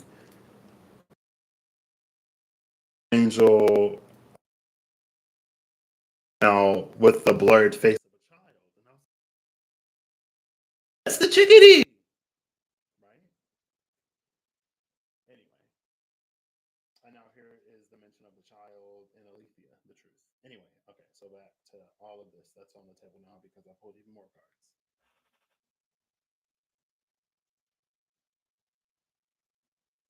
The thing about the empty room in this, for me, the thing about the empty room for me in the wild unknown archetypes is that the room is not empty. It only appears to be empty. It's like if it's pitch black. Speaking of pitch black with the portal into the darkness, you know, all of this that we've seen. If it's pitch black and you go into a room and the lights are off, to you it could be empty. Sometimes it's not until you turn the lights on that you see what's actually there. Turning the lights on, the lifting of the veil, apocalypse is seeing the truth of the room, that it is not empty. But it's only through crossing this bridge that we get to see that as true. Right? And again, we have, it's like this bridge takes us up. From up here, we can see that the room isn't empty. And then with whatever, I'm surprised the riddle isn't here. Whatever happens up here before we, as above, so below it, back down, for the room to feel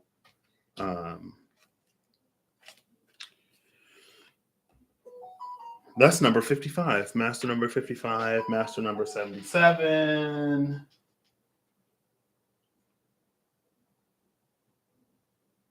Netflix.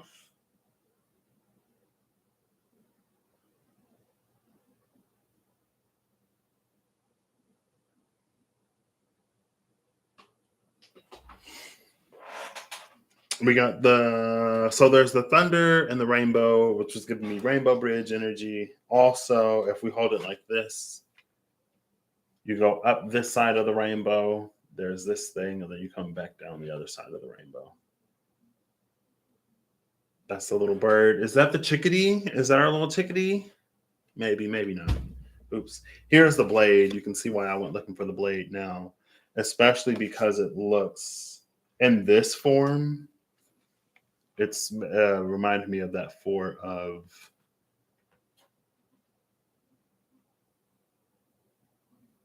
fire, which is interesting because both the blade and the bow are weapons,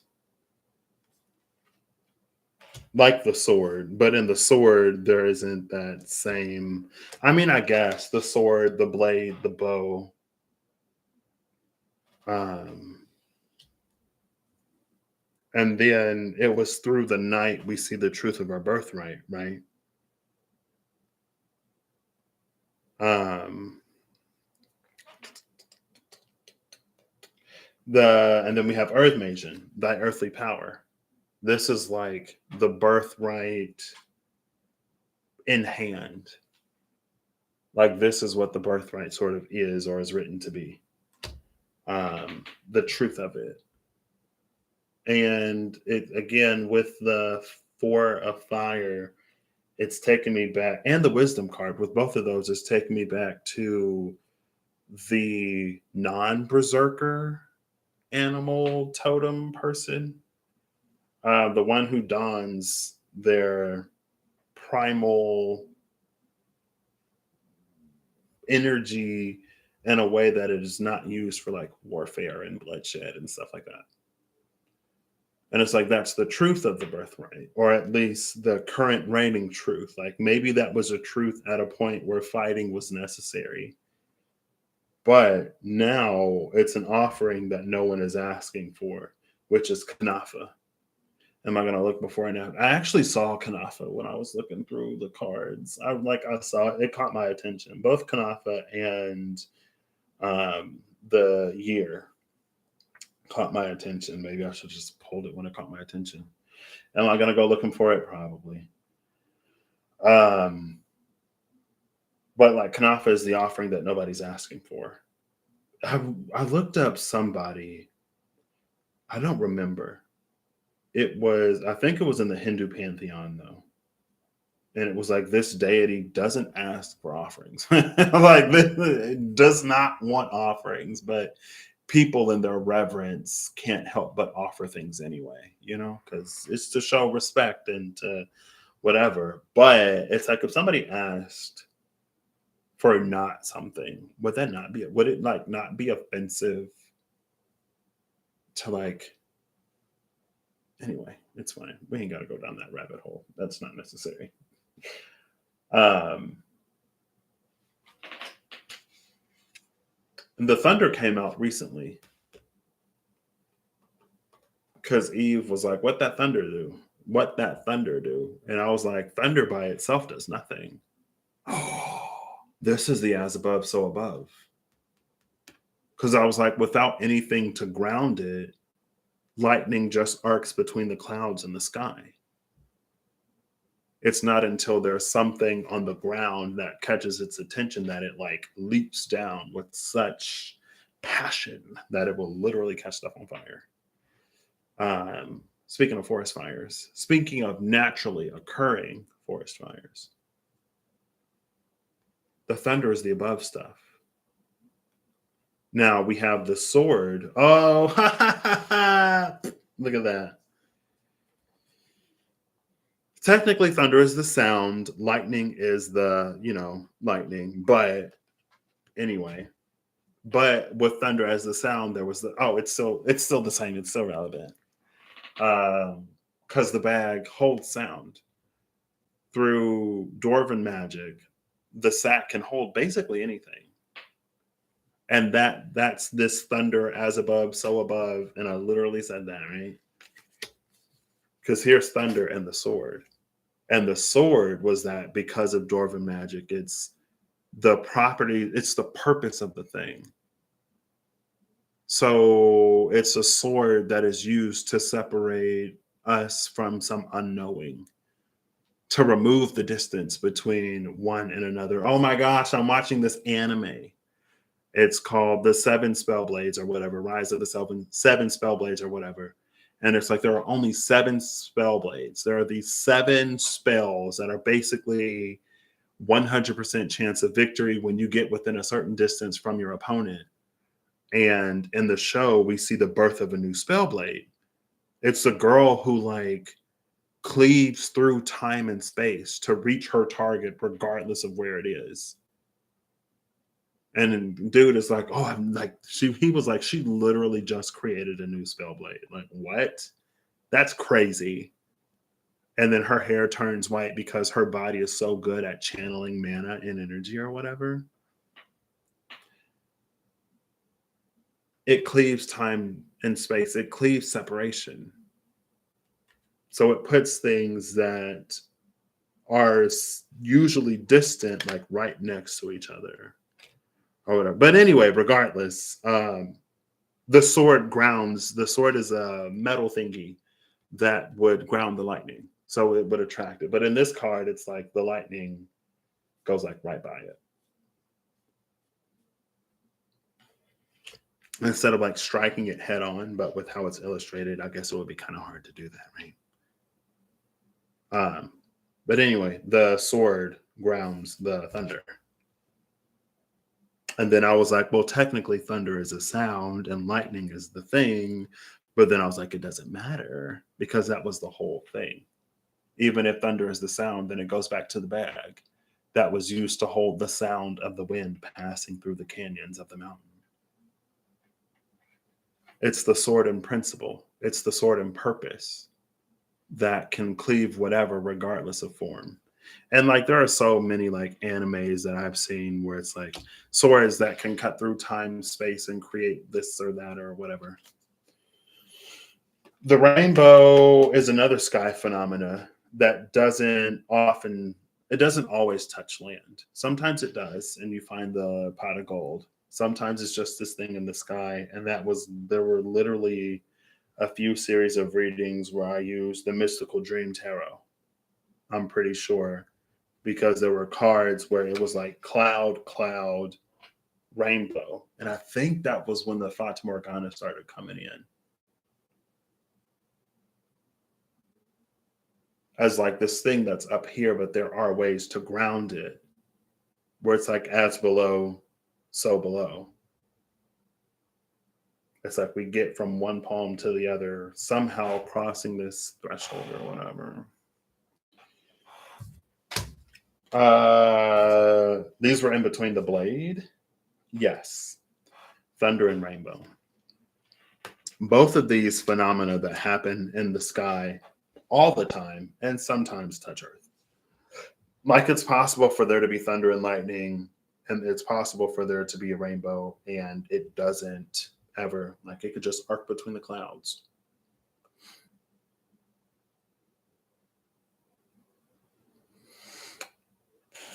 But the rainbow is here. The Rainbow Bridge of Homfeld came out. I don't even know how these.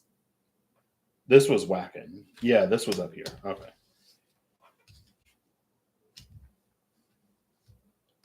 Yes. Earth Magen with Spirit Troth, Wackened with Wild Untamable Ox. See the animal totem, and then we have the ox right there. I didn't even catch that at first. It's untamable. The untamableness of the ox is giving it an energy of something. It's like it's an animal totem that we work with more so than one that we like control. Also, we have the hummingbird question mark, or whatever this bird is, and the buffalo outside of the blade. We've got more animals. here. Not every card in the Mystical Shaman features an animal, obviously.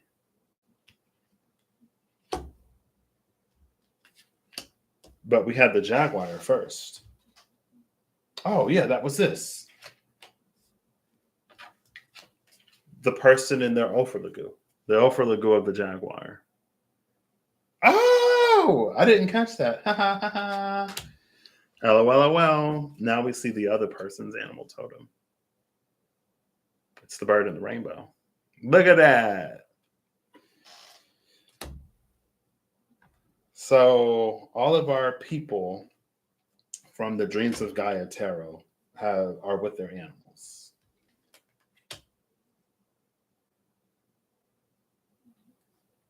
There's only one. Oh, maybe hers is the butterfly. Like we see the back of this person. Maybe that butterfly on the back of her head is like an actual butterfly. Or there are butterflies in the card too. So that one is self-referential. Like maybe the butterfly clip is her like Offerlagoo, but the butterflies in the card are the actual animal. Right?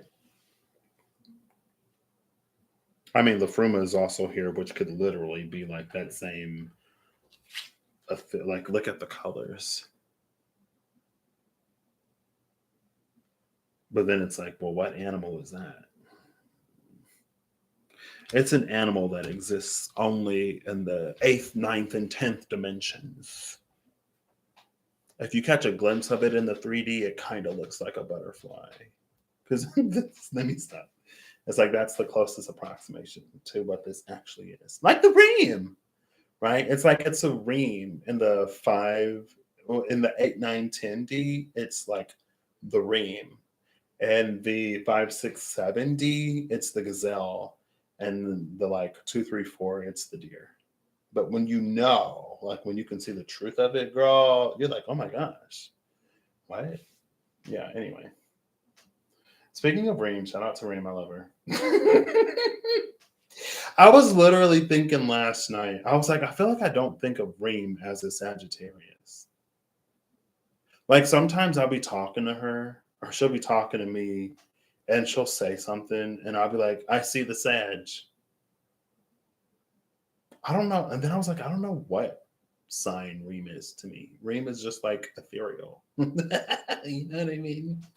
Like, I don't think of any particular sign when I think of Reem, which is interesting.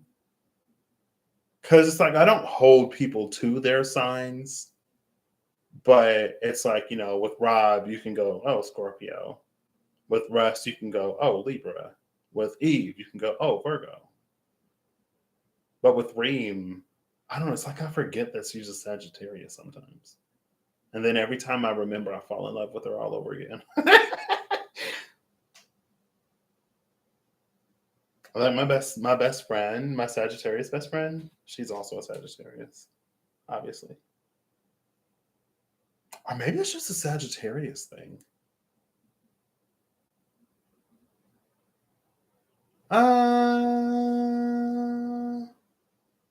I don't know. Maybe it is.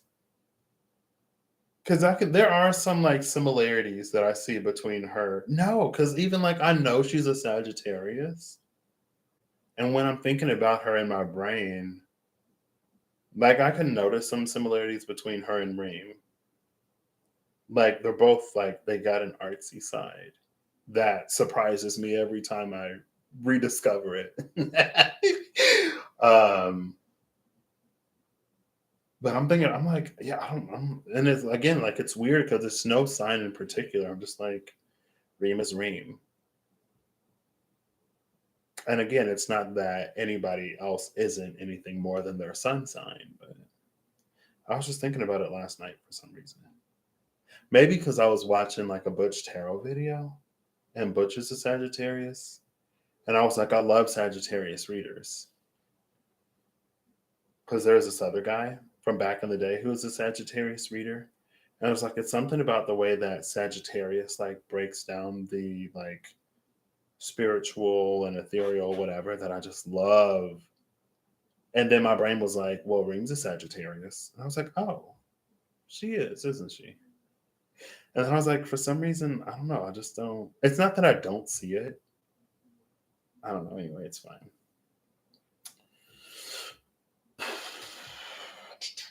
Who was before? Oh, the Fruma. I was like, who was before this? So, Ophir is the energy mantle. Ophir is just the process of mantling energy in general.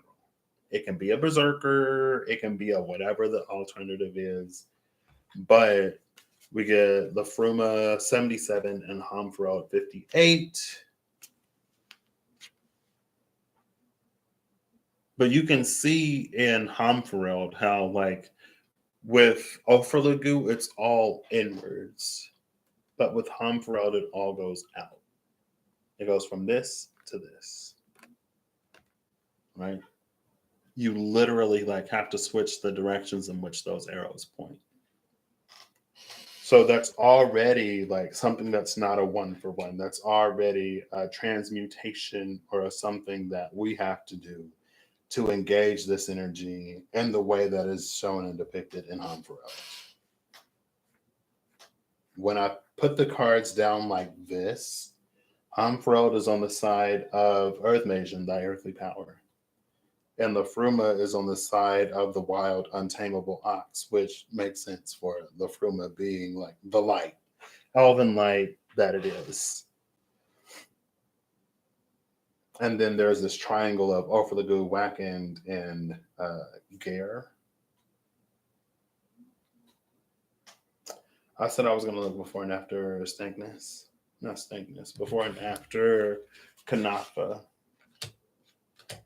Oh, yeah. And then there was Perth and Fane, again, which was to use that cosmic surge divine energy in a different way. Right? It goes out instead of in or whatever.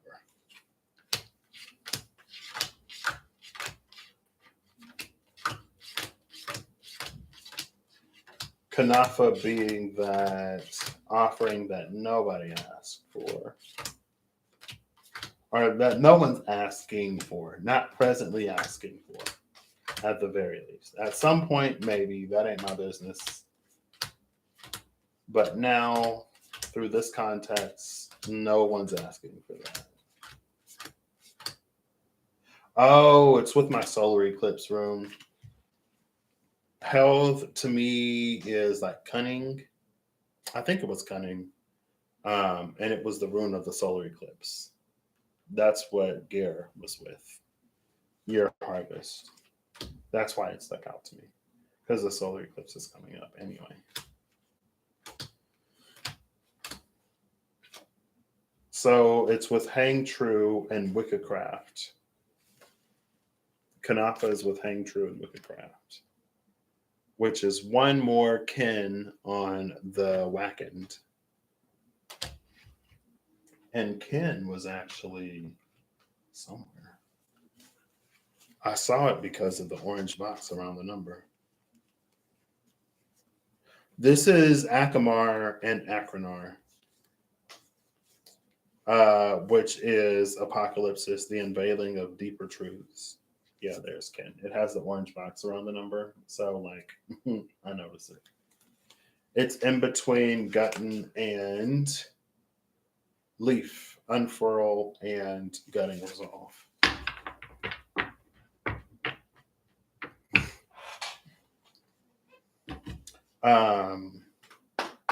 There's also the title card that has the same colors as this butterfly girl.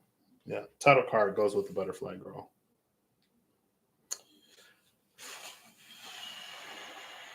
So the Akranar, that actually came up somewhere. Maybe it was a water. She's not water baby anymore. Balmy spirit. I think she mentioned the fixed star, Akamar, Akranar. I don't remember. But that energy also came up before Venus went Kazemi. Kazemi is one of those more Vedic astrological terms that I've learned recently. I mean, recently, as within like the past, like earlier this year or at the tail end of last year, because people talk about planets going Kazemi, and it's when a planet conjuncts the sun, basically. As far as I know, as far as I can remember, it's when a planet conjuncts the sun. Um, and like when Venus went Kazemi with the sun when she was in Leo, I was like, is this going to be a superior conjunction or an inferior conjunction? Because Isis was like coming out. And I was like, I even sent Reem a voice note. I was like, the energy of Isis is like out here, girl. I was like, Isis and Nana Ishtar is out here. What they doing? What's up? I'm pretty sure that was before 8/8. Because then I was like, oh, girl, I knew Isis and Nana Ishtar was moving somewhere, doing something. Speaking of Isis, I watched The Good Witch. I finished season 1 on Netflix. I watched the first movie last night. And it's interesting seeing Cassie go, because like I've seen Cassie as like this more like reserved. I mean, she lost her husband, so she wasn't really trying to get out there. From her, like from me seeing her like that to her in the movie before she met her husband being like open and flirty and fun, I was like, ooh, she's like a completely different person. But anyway, her cat, or the cat that she was cohabitating with, was named Isis. So that's why Isis came up yesterday. But there was the energy of Isis, like resurrection, Anana into Anana Ishtar.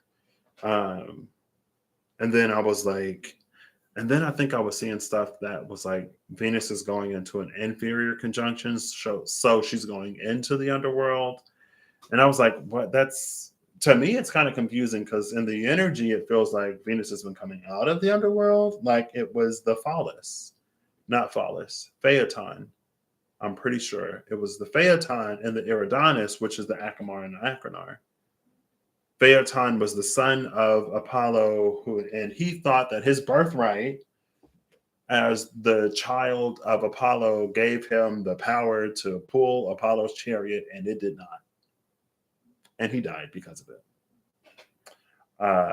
He got on the chariot. He couldn't control it. First, it went too far from the earth, and the earth froze. And then it went too close to the earth, and the earth started to burn. And Zeus was like, I got to put it into this foolishness, and chucked a thunderbolt. Isn't it interesting that they're thunderbolts instead of lightning bolts? Anyway, chucked a thunderbolt at Phaeton, and it killed him. And then Zeus punished the daughters and maybe wife of Apollo because it was them who convinced Apollo to let Phaeton drive the chariot in the first place. But anyway, it was like in the underworld, Phaeton is learning. It's like Phaeton is pulling the chariot of the underworld so that when he resurfaces, he'll be strong enough to pull the chariot of the sun in the above world. Like there are things that are happening below ground, so that by the point in time of reemergence, we will be more powerful, more capable of doing whatever. And it felt like that energy was coming out with the Isis and Anna Ishtar. Oh, that's also interesting, I guess. But that's what was coming out in the Isis and Anna Ishtar rebirth. And so when I saw, because I don't keep up with the stuff, I didn't know. Excuse me, but the first thing I saw was like, oh, it's the inferior conjunction. Venus is going into the underworld. I was like, what? But then, you look at the like what was sort of happening in life, and it's like, okay, well, yeah, maybe accurate. But anyway, why am I talking about that? Because of Wackened and Wickedcraft. From human knowledge at a vantage point from a certain group of people, Acamar, I might get them mixed up. Either Acamar or Acrinar was the southernmost star in the constellation ? Of Eridanus. Eridanus is a fixed star within the constellation. I don't remember. It's been a while. But when people moved further south, they saw that there was actually another star that was even more southern than that one. And that one was Acamar, or was that Achernar? It was the one, whichever one is south. So it was like this one was for a long time, that was the depth of our capability to understand and to see until we moved further south and we found another point. I guess that can also be an apocalypse as lifting of a veil, to reveal a greater truth. The truth goes even deeper than we thought it did before. Um,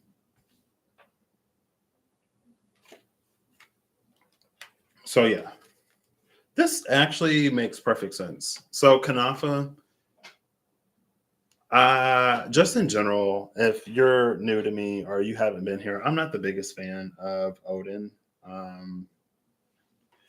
Because, I guess it's interesting in like the Greco-Roman pantheon, especially, but even in the Norse pantheon, it's like some of those pantheons that kind of they don't necessarily humanize deities, but some like human flaws. Like maybe it's a flaw that transcends humanity, like pride or ego or whatever. But anyway, Odin hangs on the world tree for like 9 days and he thinks he knows all the secrets of the universe or whatever. And then he uses that knowledge. It's like all of that knowledge and all of that knowing to try to prevent Ragnarok, sure, but by like shedding more blood and like having Thor go out and like kill giants or letting Thor go out and kill giants or whatever. And it's like, at one point, do you maybe like try to make amends? Again, it goes back to that like rather than doubling down on your mistakes and making things even worse, owning up to it at that point and doing your best to repair and make reparation to those who have been hurt, harmed, or whatever. But Odin, in trying to prevent Ragnarok, doubles down and makes it inevitable and even worse. But there's something in this hang true, like hang true for me as a rune is like to see the truth of what was supposed to actually be. Like Odin hanged from the world tree, but he did not hang true. He hanged with all of the purposes and intentions that he had in mind from when he went there. And so just like it's like sometimes something, again, I don't know nothing about nothing, but it's like something like a rune or even like a tarot card. It's so broad in its focus, or it's so broad in its scope that it has multiple ways to be interpreted.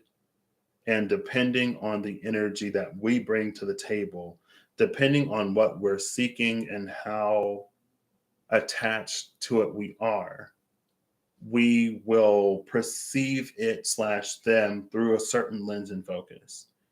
And maybe from that lens and focus, it may appear to be absolute truth, but it's because we have an agenda and a purpose behind the reason why we sought them. That's what makes it easier to misinterpret or to misunderstand the words of the Father and to provide an offering that the Father did not ask for. And that's the Kanafa. Kanafa is the energy of the offering that no one asked for. It's blood scented, knave. But it's like if we were to, and maybe this is being corrected because it came around this. If we hang true, we see like the truth. We get that further insight rather than the one that we get when we don't. When we go with, an agenda in mind, we get the whack end. Yeah, we get the whack end. But when we hang true, we get the wicked craft. We get the whole. It's like, yes, you could go out and slaughter all the giants or slaughter more of the giants in order to weaken their forces and to bully them into some kind of submission, maybe to make them give up, maybe. I don't know. But that would make it worse if you actually want to remedy the situation. You would do this and do that. And anyway, I think I've been on here rambling long enough. I still didn't necessarily do what I came on here to do, but it's fine. 2 hours. Maybe I'll do a short one. Oh, no, it was Leaf. Leaf Unfurl was at the bottom of the deck, and the sun was here at the bottom. Leaf was at the bottom of Lafruma. Sun was at the bottom of the Mystical Shaman. And that's what some leaves, because I think there are some plants that open up at nighttime, but most of them, they unfurl in the light and they turn towards the light.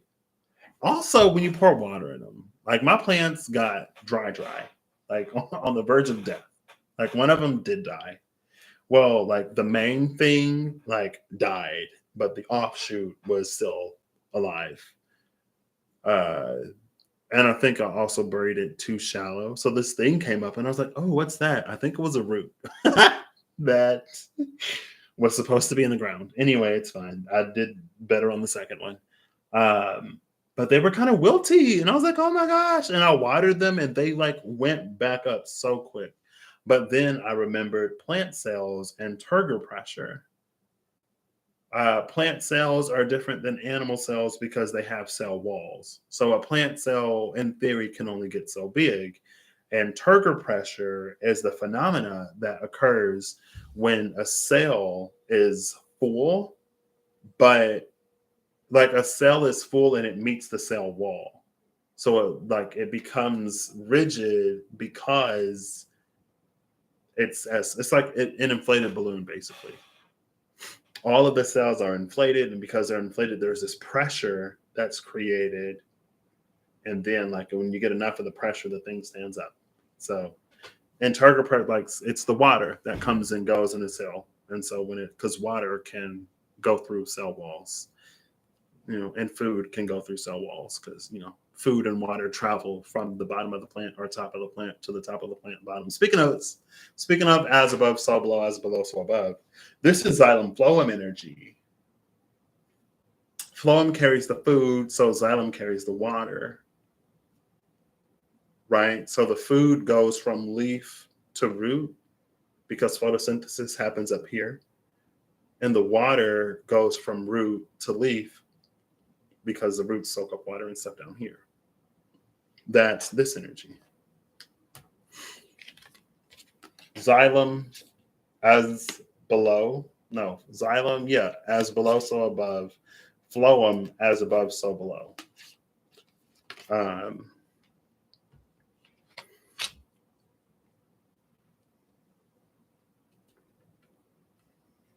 Anyway, what am I talking about?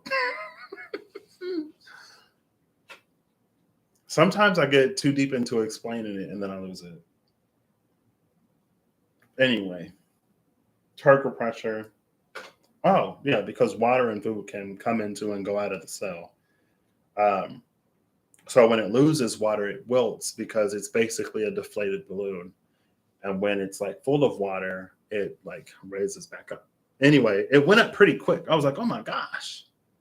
They were drooping. I feel like literally within like the time of me watering it, some of the smaller ones, the ones that ain't the tiny little itty bitty stem ones, they went like right up. And then I like went to sleep, took a nap, and I woke back up, and the rest of them were like up. And I was like, okay. Anyway, I have plants. They're still alive, but winter is coming. I had a plant one winter, and I suffered so that plant could grow. And by I suffered, I mean that I turned on the heat so that the plant wouldn't freeze. And I'm like, man. There's also this, like, I've wanted to make like a little greenhouse, because I have a microcontroller and I wanted to like program it to like get a little light and get like a little thermometer or whatever and program it so that like to basically control the light, control the temperature so they get as much whatever, and to find a way to like find a water sensor for the dryness of it, and then to, I don't know, have a sprinkler or whatever where it'll water the plants. Maybe I'll actually do it. It's been something I've been wanting to do for literally since my senior year. Like I wanted to use that as my project. So maybe even the year before that. So that would have been like 2018, maybe.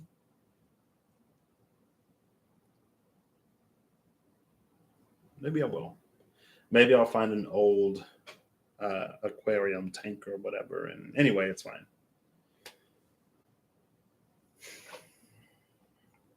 Yeah, that's all this. I think with everything on the table, I don't think I've missed anything.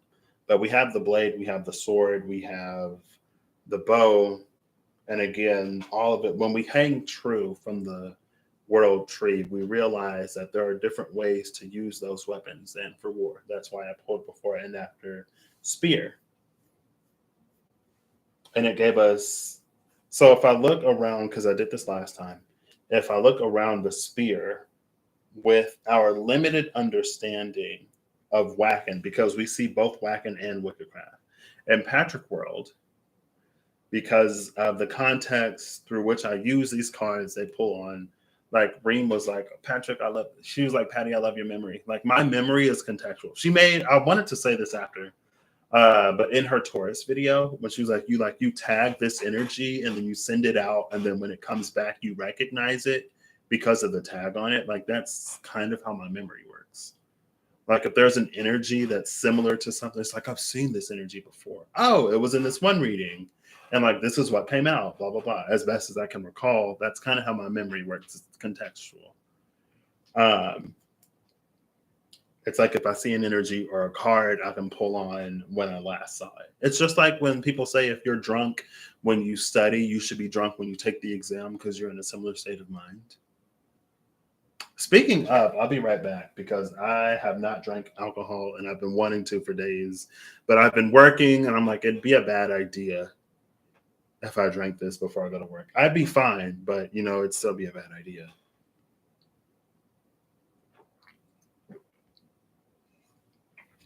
This video is not sponsored by Lipton or, oh wait, this is how I gotta exit the frame now.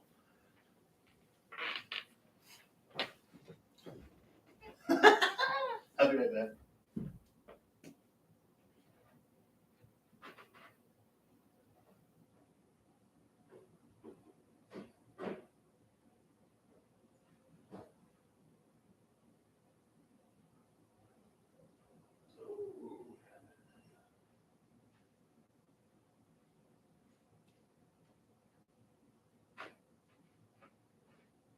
I got these hard iced teas, and I've only had like 2 of them, and it's a variety pack. So today we're going for half and half. I was like, speaking of alcohol, I haven't had any. I'm supposed to be drinking. It's fine. I've been looking at these before I go to work, and I'm like, oh, I'm going to drink one, but I shouldn't, even though it's only 5% alcohol by volume.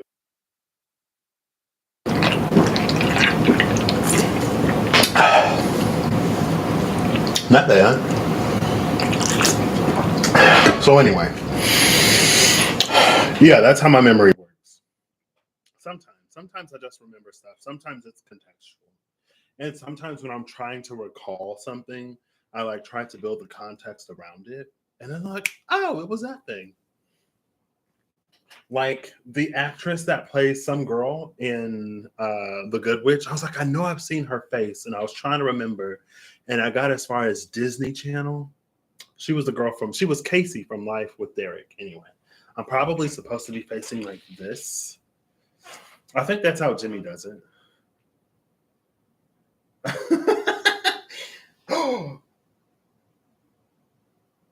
This is what it is. It's this. this is what I'm seeing in the reflection of the camera. I was like, it's like a power button. It's like when something is on, literally the speaker. And I only saw it because I looked. Was it? Did I? Oh, because I looked at the screen.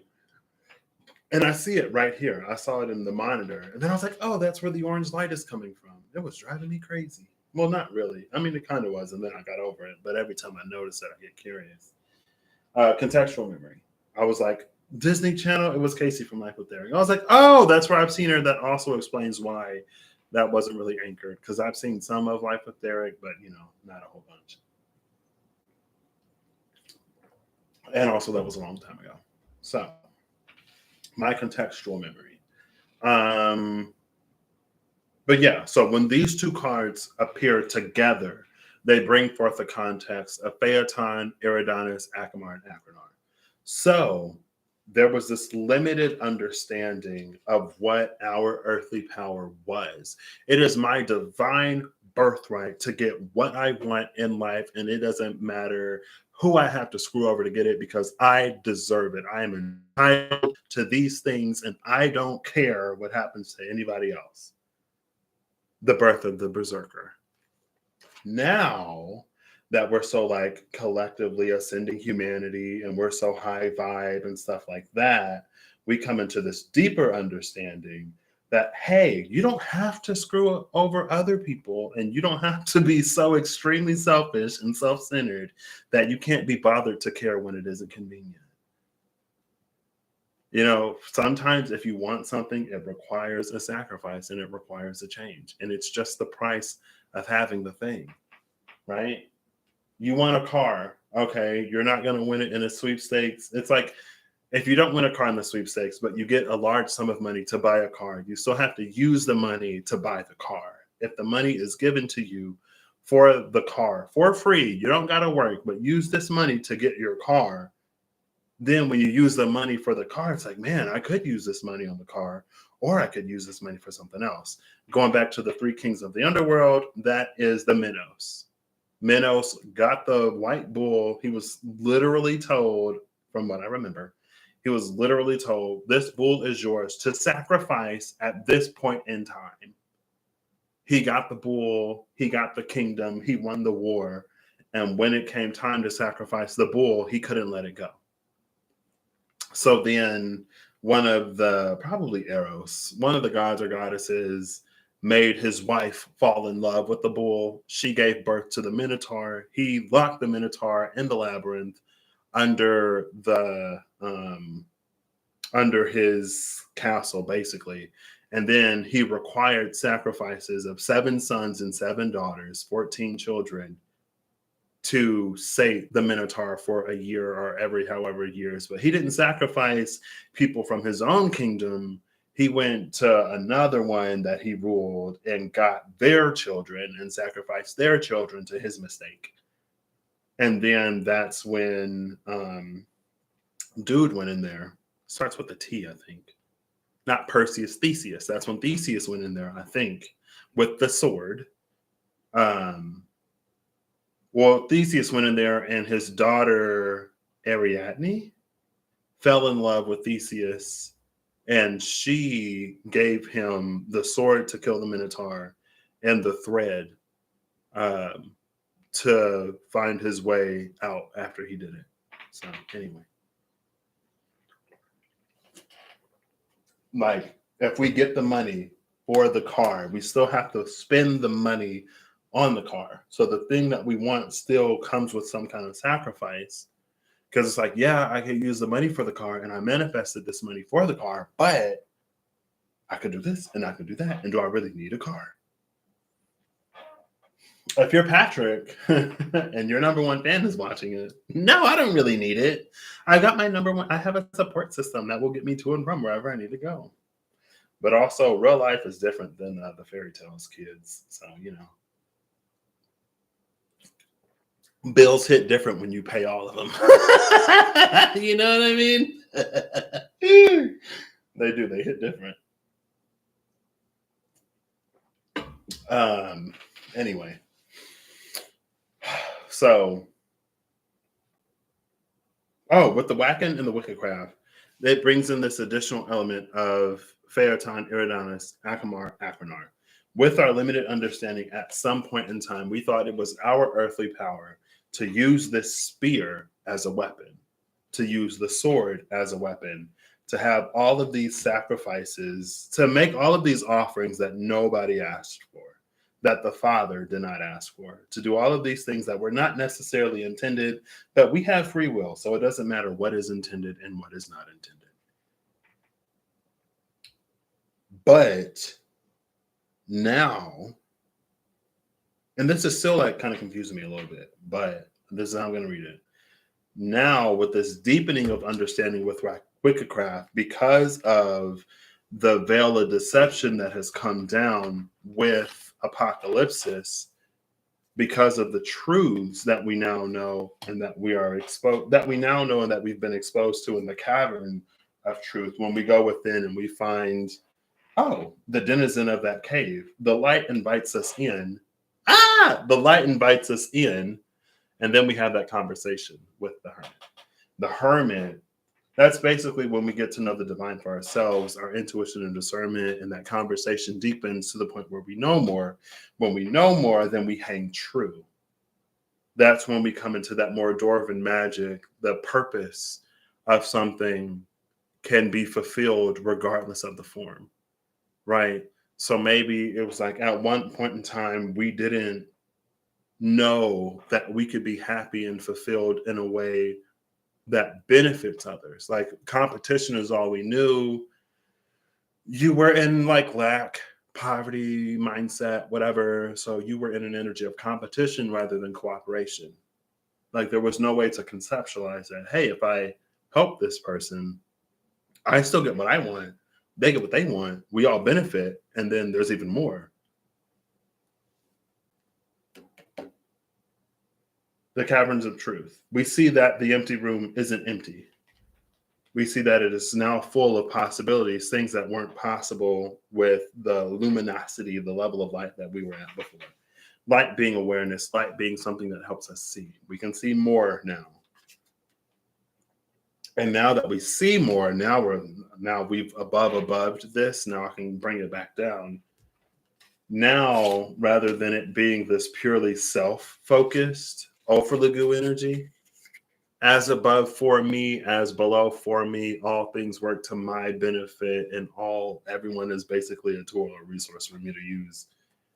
Now it's like, it's this way, sorry. It doesn't matter, but this is how it came out. Now it can be focused and directed outward. Now it's like it's expansive because it does this, rather than it being compressive because it's all coming in on a single point. That's that like single point, 0 point consciousness, whatever. Again, not to necessarily knock anybody's beliefs, because if it's true for you, it's true for you. Just because it ain't true for me don't mean that it don't work for nobody. But this is more expansive. You can see others as they are, where people are more than just reflections of you. And when someone is more than just a reflection of you, you get to really see and discover things that are not of you, but that are them. And then if that are true, if that were to be true, not saying it is or isn't, but if it were to be true that we are more than merely reflections and pieces and parts of one another, we get to see more of the divine, we get to see more of source, we get to see more of the creator when we see all of the different ways in which it manifests. We see that like we are a piece of a puzzle, and we see more and more pieces of a puzzle. So the puzzle isn't just like this gray slate because I'm gray and that's gray and everything falls and bleeds into this gray. We see the greens and the blues and the lines. And speaking of separation, it forms the whole picture. We actually discover more because there's more that exists without than there is within, right? Like the all is infinitely more than a single self can contain. And it is also true and possible for the self to be like that microcosm, macrocosm. But again, how well do we even know ourselves, right? even to the point of like, you don't know that you love uh, Burpleberry, whatever, until you have Burpleberry, whatever. It's not until you have that experience that you discover that you love it. If you never have that experience, you'll live your whole life and never even know. And that it's like it's a part of you, it's a truth of you. That again, sometimes it takes experiences to learn those things. And we have the life and the experience that we're meant to. Is your life going to be significantly less because you never discovered Burpleberry, whatever? Probably not. Like there are still amazing things that you will learn. It's like somebody in the past was like, "Oh, you've never experienced this? I feel so bad for you. Like your quality of life must be terrible because you don't listen to this music or you weren't part of the wave when this was happening." And I'm like, I don't think I missed out on that much. I get that it was very whatever for you, and I'm not trying to take away from that, but who's to say that I would even like it? You know what I mean? I don't hate Burpleberry, whatever. I'm just indifferent, you know? So anyway, now that we've had that deepening with the Akamar, now that the Wacken has deepened into the Wickedcraft, and we have gone through the caverns of truth and we have expanded our minds and we have gained that wisdom, we have more than locked eyes with the face behind the light. We have conversed and we have discovered, and language barriers have dissolved between us and the Father. We know more, we're capable of more.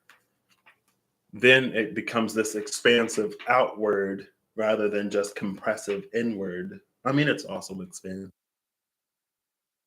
Rather than this expansive inward, it's also capable of expanding outward. And then we come into that Lafruma. And Lafruma, again, bridges us down into the wild, untamable ox. Right?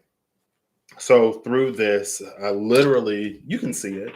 There's this row down here. We start, you can't see. Yeah, we start right here with the spirit truth being in between the limited Wackened and the earth mage, and what we think our birthright is, what we think we're entitled to, basically. Oh, that was it. It was fraud. There are three things for fraud. It's opportunity, motivation, and rationalization. And sometimes entitlement is the rationalization. I deserve this because I put in this number of hours, so I can write it off. The company owes me. I didn't get paid for this, so I'm just gonna skim a little off the top and pay myself. Basically, that was it. That's where I was going. I was like, I can't remember why I brought that up. It was the rationalization of entitlement. There's this entitlement here that, I deserve this and I deserve that. And it doesn't matter who is at loss or who loses because, there are winners and there are losers and it's a dog eat dog world and blah, blah, blah, blah, blah. So we start down here, we come up with the expansion of that Wickedcraft. We hang true, right? And then we come even further up to the Ofrlagu that originally came out. We are now capable of expanding outward because our eyes and our hearts and our minds are open to more possibilities that exist without just us, where people become more than vehicles through which we can get what we want. Then we come into this greater truth, knowing, and understanding. Then we hit that Lafruma that sits on the same side of the Hur. So we've started down here, we've gone up, we've shifted over here, and now we come down to spirit truth, Wackened, and Ur, untamable. Now we come down to the truth that the ox is meant to be wild and in nature and roaming free, rather than the Feo of we keep it in a pen. Right? No, I could go looking for Feo. I'm not going to do it. I've spent enough time here. It's been almost 3 hours. I mean, I feel like I could keep going, but I'm not. This is the truth of that ox. Like, it's not something for us to hem in and pin in and to basically make miserable. And then we also have thunder. Ox is the bison, and the bison roam free. And when they do so, we see the truth of like, oh, the sword, the blade, the bow wasn't meant to end one life. It was meant as a tool to expand into the whatever of whatever. Um, and we come back down on this side. And that's the truth. So, and again, that's these 4 cards. So it goes from when the center focus is when this is outside of us. When I guess that is a truth. When we think we know it all and like we allow that entitlement, it's like we approach the runes, religion, spirituality from a sense of entitlement of how can I use this to get what I want out of life? And when what we want out of life is more core, more central, more important than the well being of others, it makes it easy to justify and rationalize taking a misstep or taking from others to get what we want. I remember I was in one class and somebody was like, oh, well, we don't live in a time where it was necessary to do this to other people. And I'm like, girl, like that don't justify it. Okay. First of all, it doesn't justify it. And second of all, it's still happening today. And through your statement, you're kind of implying that it's not necessary today, and that's why we don't understand it in its historical context, but it's still happening. So, anyway, we start here. Now, when this knowing through the wicked craft, when our deepening in our knowledge and our awareness expands because now it's gone from something outside of us to inside of us, when that becomes the focus, it's like we get to use the spear as a spear again, no longer as a weapon, and it sets something free. Again, it's not the animal that we control, it's the animal that we work with. That's Cassie and Isis. Because dude was like, oh, Isis is your pet. And she was like, Isis, like, she was like, we have a mutual understanding of our relationship. Like, she's not my cat because she's her own little thing, but we like each other's company and we are cohabitating right now. Type of energy. That's when it goes from the berserker to whatever else. So with that, I hear the cheer and the applause. Yes, this video is finally over. After I get final cards, of course. Now that I have my alcohol, I was going to finish the bottle of Blackberry Merlot as I did the path that I originally intended to do. And I just like, I wanted to explain why the chat was turned off. I think most of the time that I turn off the chat, I explain why it's turned off. And prophecy, I turned it off because it was like, you know, it's up to you to interpret without the influence of others. Because where it takes one person may not necessarily be where it takes another. And it's like, and I've had enough training on like anti-theft robbery and whatever, where it's like if something happens and there are multiple people who witness it, it's actually better for people not to talk to each other before the authority arrives. Because what happens is they influence one another's recollection of the events. It's like if somebody comes in and they're wearing a hat, and for some reason you notice the hat because whatever reason you notice the hat, nobody else notices it. And like, you know, they're on their way and you're corroborating because you're like, you know, we want to get our story straight. We want to get the truth. So let's all come together to get the truth rather than us all stay in our perspectives and tell the side from our situation. So we get a full 360 of it. Let's collapse it down to a single point so we only see one side, basically. And nobody else sees the hat. And you bring up the hat. You're like, oh, yeah, and they were wearing that hat. And they're like, no, I didn't see a hat. No, I didn't see a hat. Well, if 50 other people didn't see the hat, then I guess he wasn't wearing a hat. And the hat is the one thing, it's the telltale sign of the identity of the perpetrator. You know that, but because of consensus, because nobody else noticed it, you question your own recollection of it. They don't catch who does it. That's basically why they said it's better to not cooperate, because other people's tellings can influence our recollection. Like, oh, it was purple. Yeah, it was purple. Yeah, it was purple. Actually, it was mauve. I don't know, girl. Saffron, lilac. It was a fuchsia. I'm like, no, but everybody else said it was purple, so it had to have been purple. Maybe I just like imagined it, or like the trauma or the stress of it caused me to like. It was like, no, you're right. So that's why I turned it off for that, so that we can get our own truth. Because sometimes collaboration is nice, but sometimes like there are things that are more specific to maybe us that we lose out on because of the general nature of it. So that's why I turned it off. And so, I meant to just explain why I turned it off, even though for some it may be better for it to be turned on. I'm sorry, I could not, through sheer chance or possibility that somebody got on here and said something that was completely whatever. And then it turned to all of this. So it is what it is. Like I said, my North Node is in Sagittarius and my Chiron is in Leo. So it don't matter if I'm the only person that think whatever. It don't matter if I'm put on the spot. I'm supposed to do it. But my South Node is in Gemini, so I'm also supposed to remain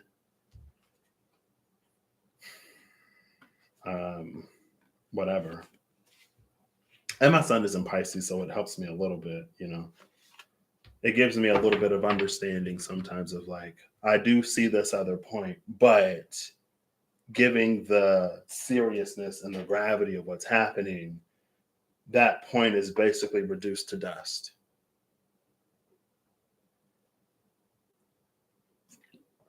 Does it exist? Is it fair? Is it valid? Yes.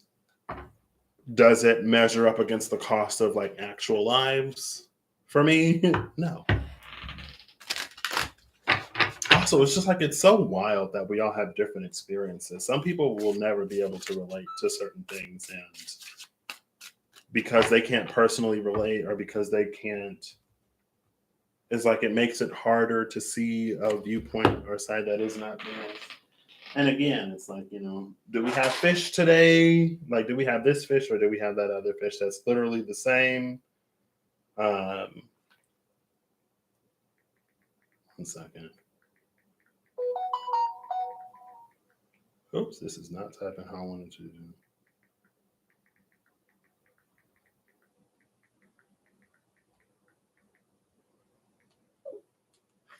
Is it literally the same? No. I mean, like some things are more important than like, what are we gonna have for dinner? Or what color should we paint this? Like you say red and I say blue, and although we have different opinions, like we don't have to, some things are like some things matter, you know?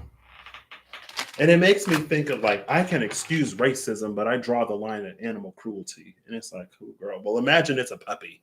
If you gotta think of it as puppies, I guess then think of it as puppies to help you care.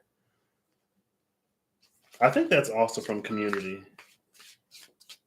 But it might be, yeah, I think that's from Community because Helen wasn't in Parks and Recreation. Anyway. All right, I'm going to get all of these together first, and then I'm going to get final cards. But yeah, I couldn't today. I couldn't. I'm like, I can't. And again, it made me think of 2016 when my boss was like, oh, well, maybe, some of your residents will be having a difficult time and they need to, girl. No. Then they know where I'm at, That was, girl. It's like it ain't the same. Like the scale, it's not what it used to be. I mean, it kind of is, but it isn't because there were conversations that weren't happening. There were people that mattered even less than where they didn't have a voice. And it's like when our differences were like, do we use tax dollars to build a library or do we use tax dollars to build a bridge? No matter what happens, it benefits the community. like, yeah, we can have different opinions, but it's like that's not what it necessarily is anymore. And again, it'd be the same people who sometimes be like, we should be able to whatever, regardless of our differences, that something happened in a way that they don't like and they get real up in arms. And then like for that stuff, it don't matter. It's like I gotta pay 2% more in taxes. I don't care what's happening in the world. They're not taking my money. And it's like, okay, yeah, you know. It's like the lines aren't what they used to be. And again, like they somewhat are, but they're not at the same time. And yeah, that first thing that happened, I was just so shocked. Like I said, it started in my personal life, and I was like, oh my gosh, like there's this thing, and it's good and it's generative because like the person cares. I was like, this person cares enough to like actually go about this the right way. Only to like a year later find out that it was a lie. I was like, oof, girl, not a lie. And again, like I wasn't even supposed to be there at that on that day. I wasn't supposed to be there for as long as I was there, but I was there and it happened and I witnessed it and I'm just like,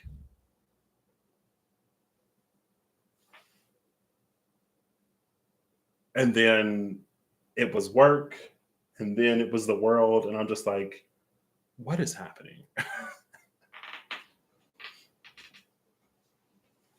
Go watch your favorite astrologer. As much as I like to dog astrology, when it's on, it's on. When it hit, it hit. As much as I don't even like to whatever, sometimes I'm like, well, this is what's happening in the world, and the truth is outing, and it's just like, man, like you really thought or felt that way. And again, it hits different when it's something that's like it could be you. You know what I mean? Like if it's someone who has like no skin in the game and they're very opinionated and whatever, but you very much so do have skin in the game because like it literally affects like you and your life and your day to day and your experience in the world with other people who also don't care and some who do. And you're just like, wow. So like if that were me, like this is what you really believe. Tell me you don't care without telling me you don't care. Anyway, it's fine.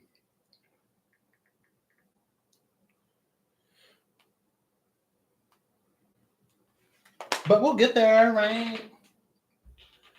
Happy Family came out with the blurred face of the child and Archangel Ariel that was like, things are happening to make whatever. Sometimes the ugly gotta come up so that it can be handled, faced, and addressed. And for changes to be made.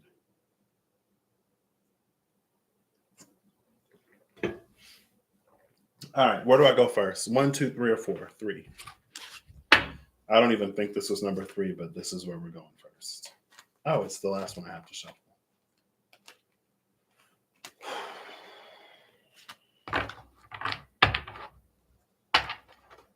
I'm glad I got nice cards today. I just bent this card. I feel so bad.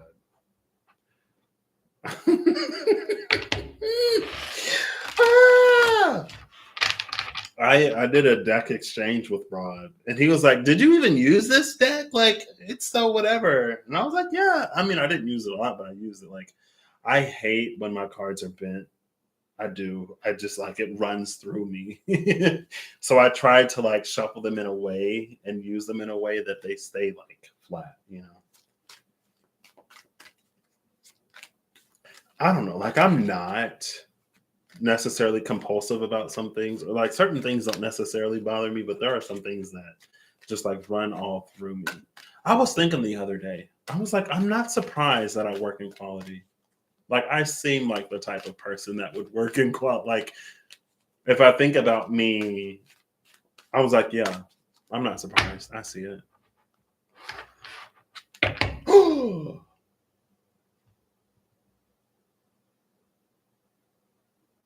Y'all remember Oh, and it's with the bird. The child is at the cut with the hummingbird. When I was like, the bird in the rainbow was the chickadee, was the child. And the child was like, oh, look at my daddy. He hot. The hero. Literally the 12 of fire, the hero and the child. The child that is the bird that is watching the hero. What?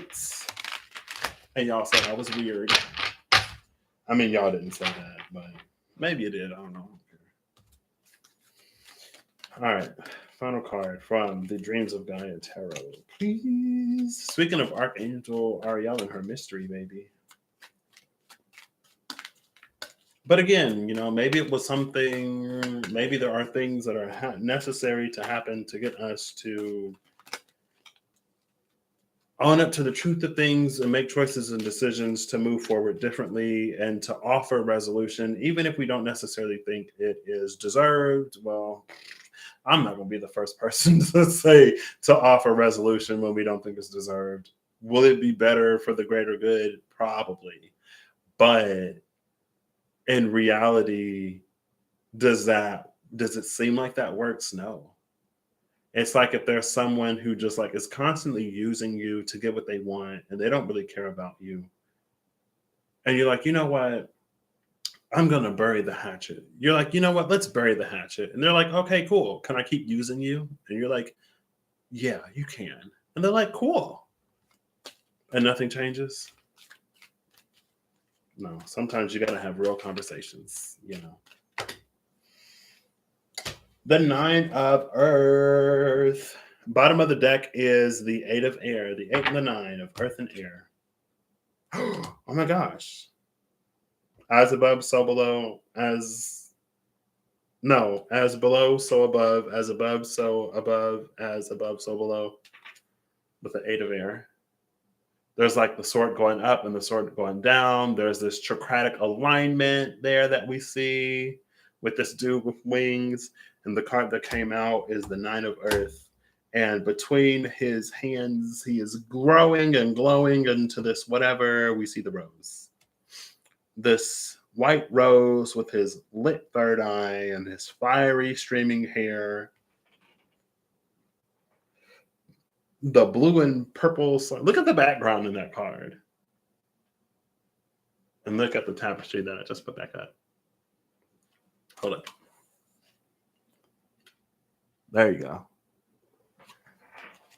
I'll put it down so you can see more of the cards, but I told you. Maybe this is the enlightened one. Because we saw in the 10 of Air, the person on one side. We saw in wisdom, the person who was positioning the lantern to catch her attention. Maybe this is her after she's walked through the portal. And again, that's the Akramar into Akranar. We understand that there are literally real life people who exist who are not us on this planet, who also matter, believe it or not. And what we are able to grow into through that compassion and understanding for others. And when we realize that caring for someone else, especially in a healthy dynamic, it doesn't set us back in any way. Oh, look, it's down there too. Boom, boom, boom, boom. I want you in my room, sorry.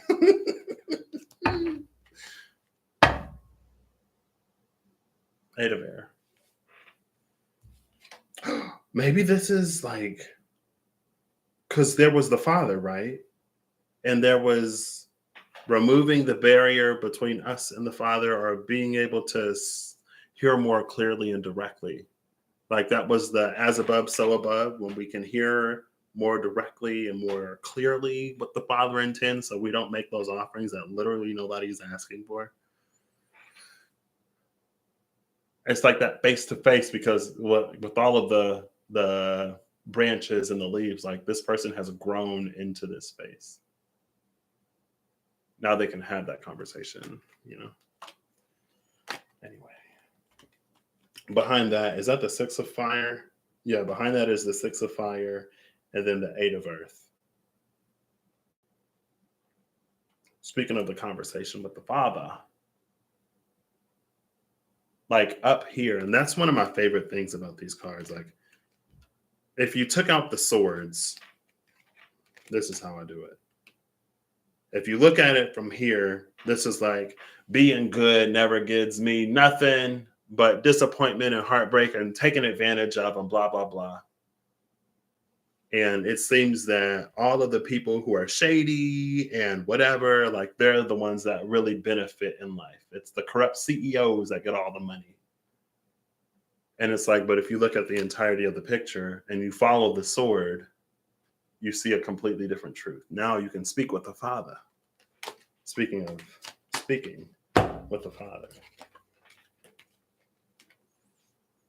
And also the world was what the world was. So was it more beneficial, or was it a faster tracked success to take advantage of people and to do this and do that and not care? Yeah. Is that necessarily going to be the same moving forward? Cancel culture, as much as people love to rag on cancel culture or whatever, can it be taken to the extreme? Yes, but also at the same time, like, welcome to the world of being accountable for your actions and your choices and your decisions and how they affect other people. Hello? Do we got to take it to the extreme? No, but I don't think it's a bad thing to hold people accountable for their actions. But at the same time, don't nobody else want to be held accountable for it. Sometimes we do want to hold others accountable for their actions and their wrongdoings, but we don't want to be held liable for our own. But, holding each other accountable is one of the ways that we move forward into a world where we do right by each other, right? Just like you in your spiritual journey are doing your cord cuttings with all the narcissists in your life or whatever, the people that just use you and take advantage of you with no kind of consideration to your well-being or reciprocity or whatever. Like, there are so many people who have been doing that below as we've been ascending the collective to the 5D or whatever, that it's also happening above, right? And then coming back below.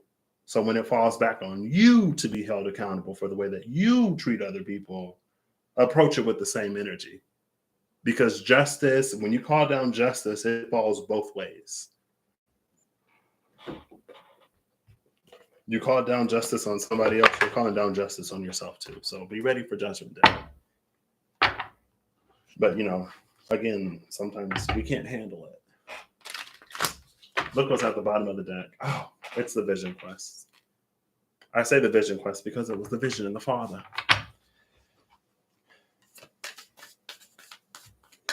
All right. Mystical. Ooh, I'll take it.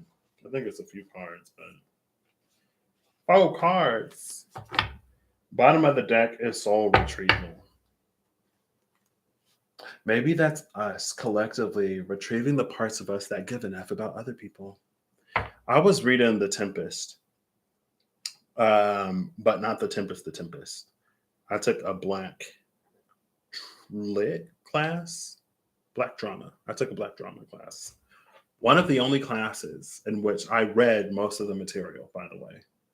If not all of it. I was surprised. And that was in the semester where I had good attendance and I was doing my homework. That was like my one A+ semester.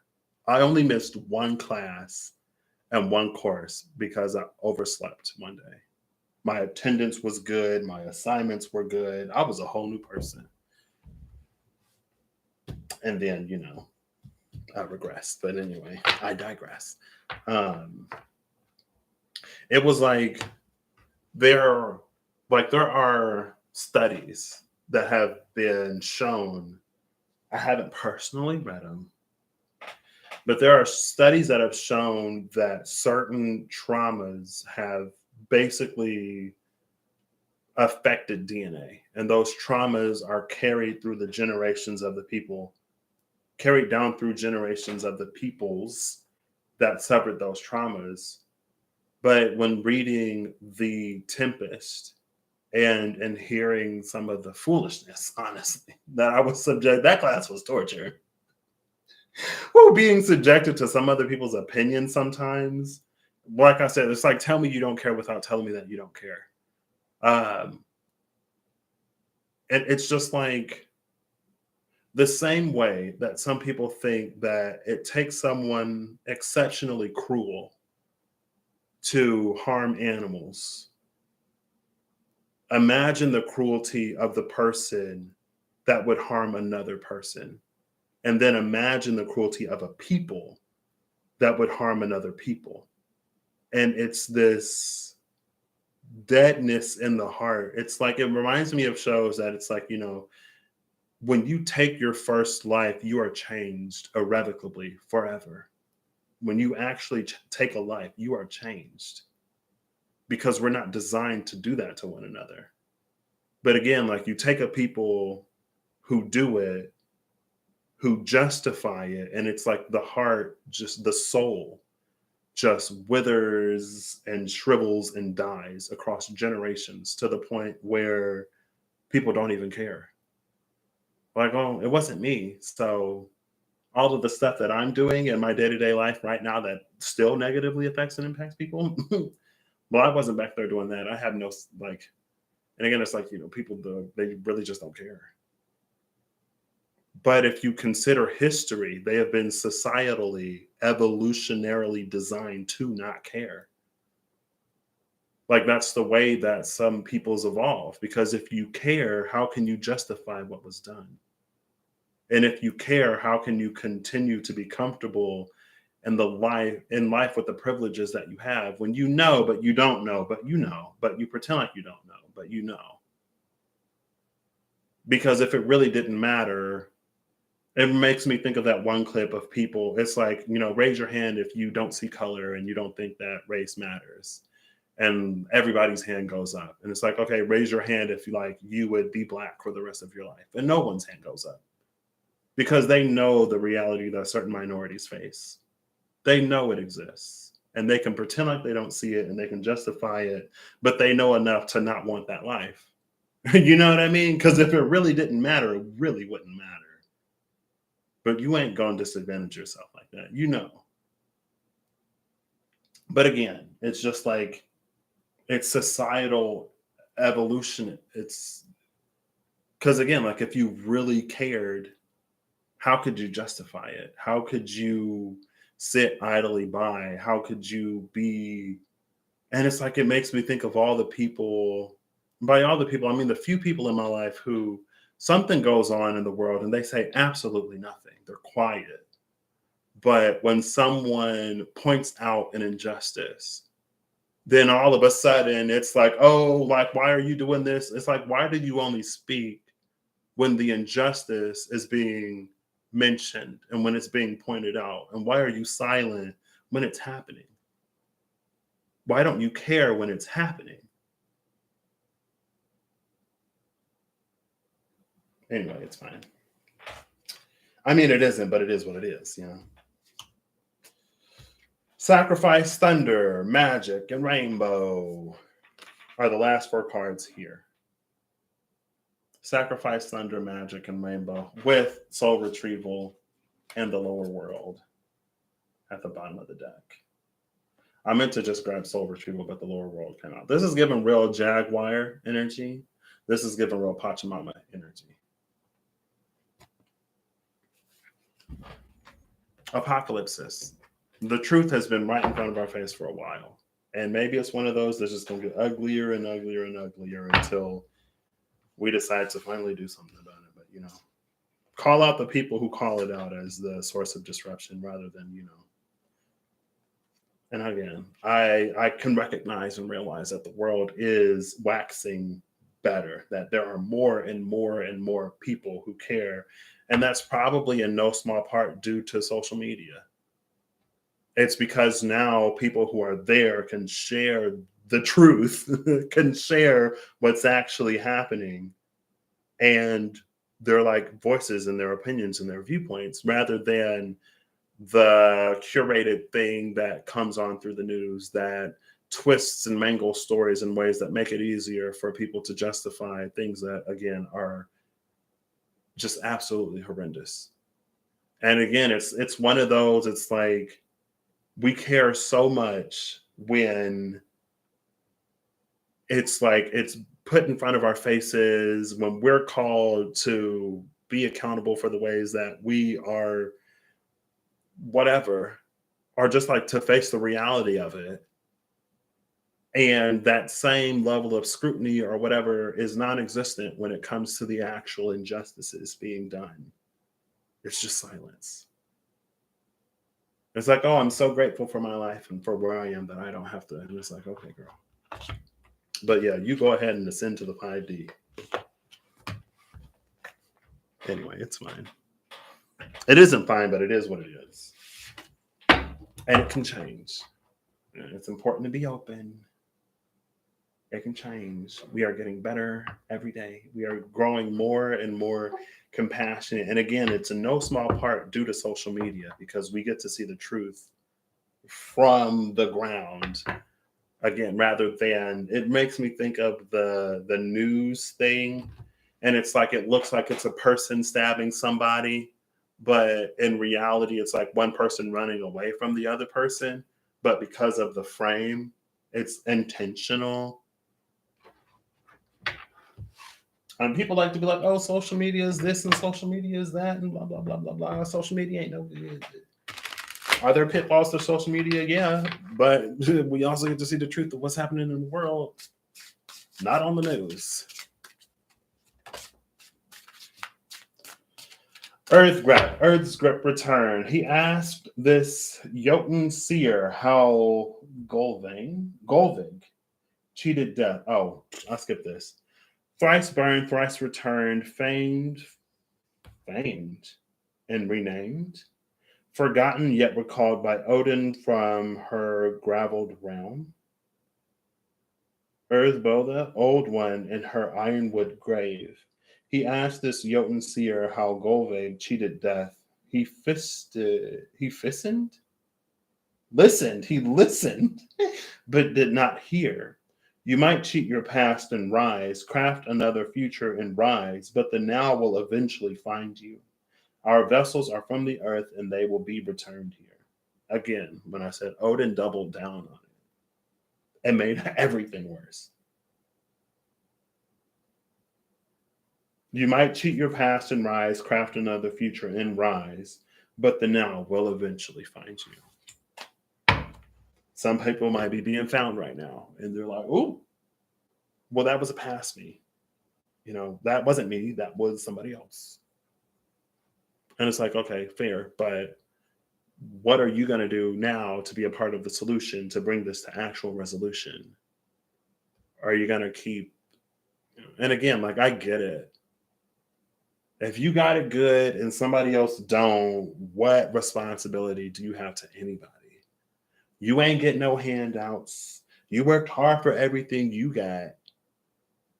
Ain't nobody come and make your life any better. So why should you do anything to make anybody else's life any better? Tell me you don't care without telling me you don't care. You know what I mean? Oh, but you so like spiritual and you so religious and you know you got a heart for service and all this and all that, but act like it. You know what I mean? Oh, but can't do that. Oh no.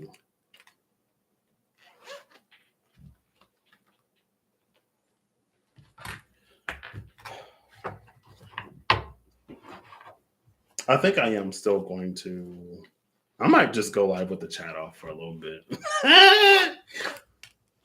You know, not everything in the chat is bad. Of course, there's a lot of love and there's a lot of support and there's a lot of things that I don't know. And somebody in the chat will say something and I'll be like, oh my gosh. And then it works out, you know, but also at the same time, maybe tomorrow I'll do a 9-card path and every 3 cards will be an interaction or an encounter. I should use the Dungeons and Dragons tarot for the encounters. I think I will. And I'll finish that bottle of Blackberry Merlot that I got because that's what I want to do.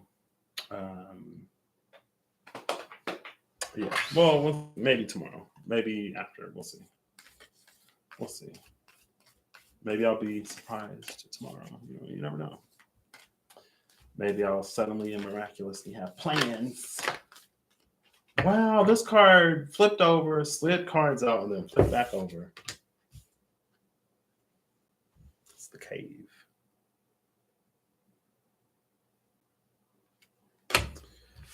Who else we got? The forest, the pilgrim, the bardo.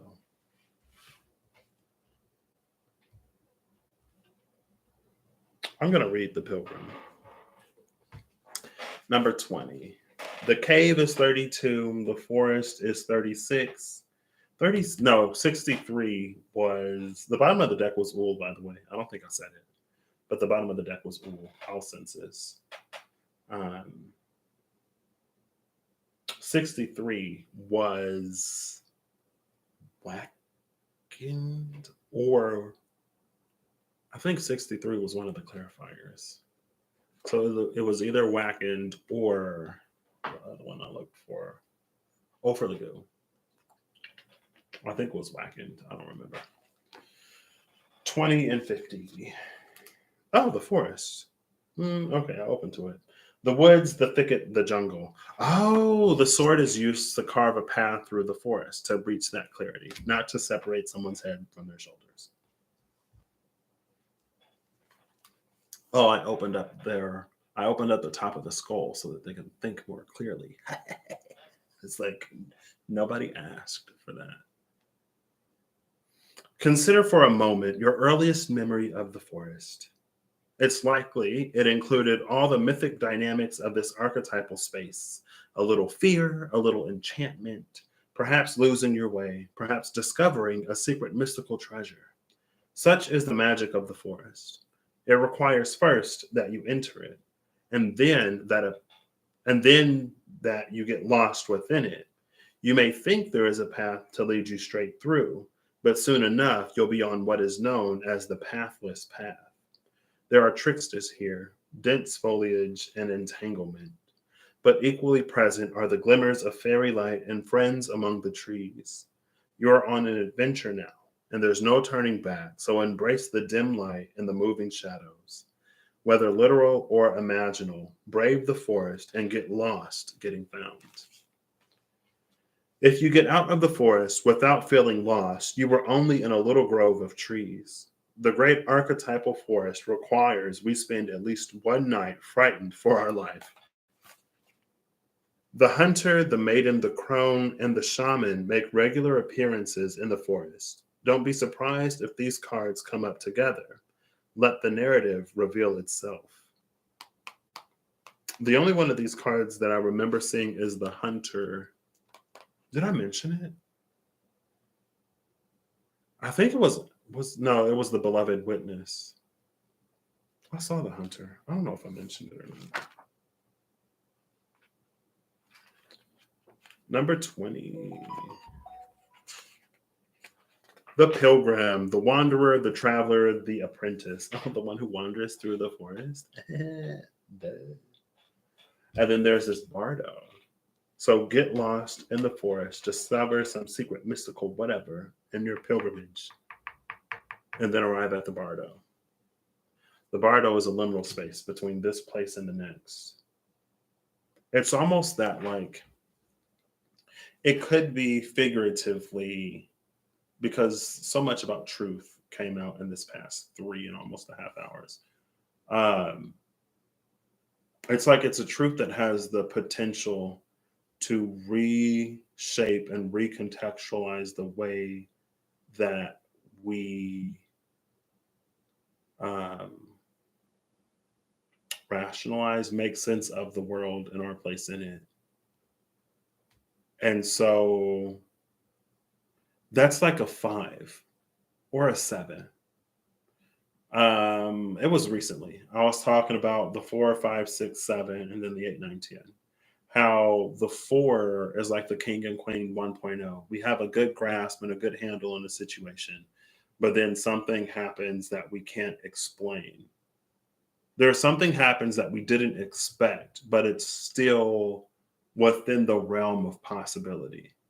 So we learn that there's even more to something than we thought. And that's the 5. That can be, it's a it's an unsettling truth that can have any level of severity. And then when we evolve or grow to the point where, when we grow to the point that we can fit that revelation into our understanding of the truth, and when we change the way that we live or the way that we process and go about things, we reach a greater sense of harmony and peace with the 6. And then at the 6, something completely outside of the realm of our understanding occurs with the 7, which is like the spiritual awakening. It's an insight into the forces behind the scenes, or what motivates things to be born. It's getting to see the divine in some way that is completely outside of our understanding. It's the spirituality of 7. And then it's the 8, 9, 10. Then is our journey of learning and integrating and being made more whole and better and all that kind of stuff. That's the evolution. 7 opens the path for evolution. 5 opens the path for growth. Why am I talking about that? I don't remember. The Bardo. It's like a 7. We go through the forest. The forest is where the 5 happens. I mean, you go into the forest out of 4.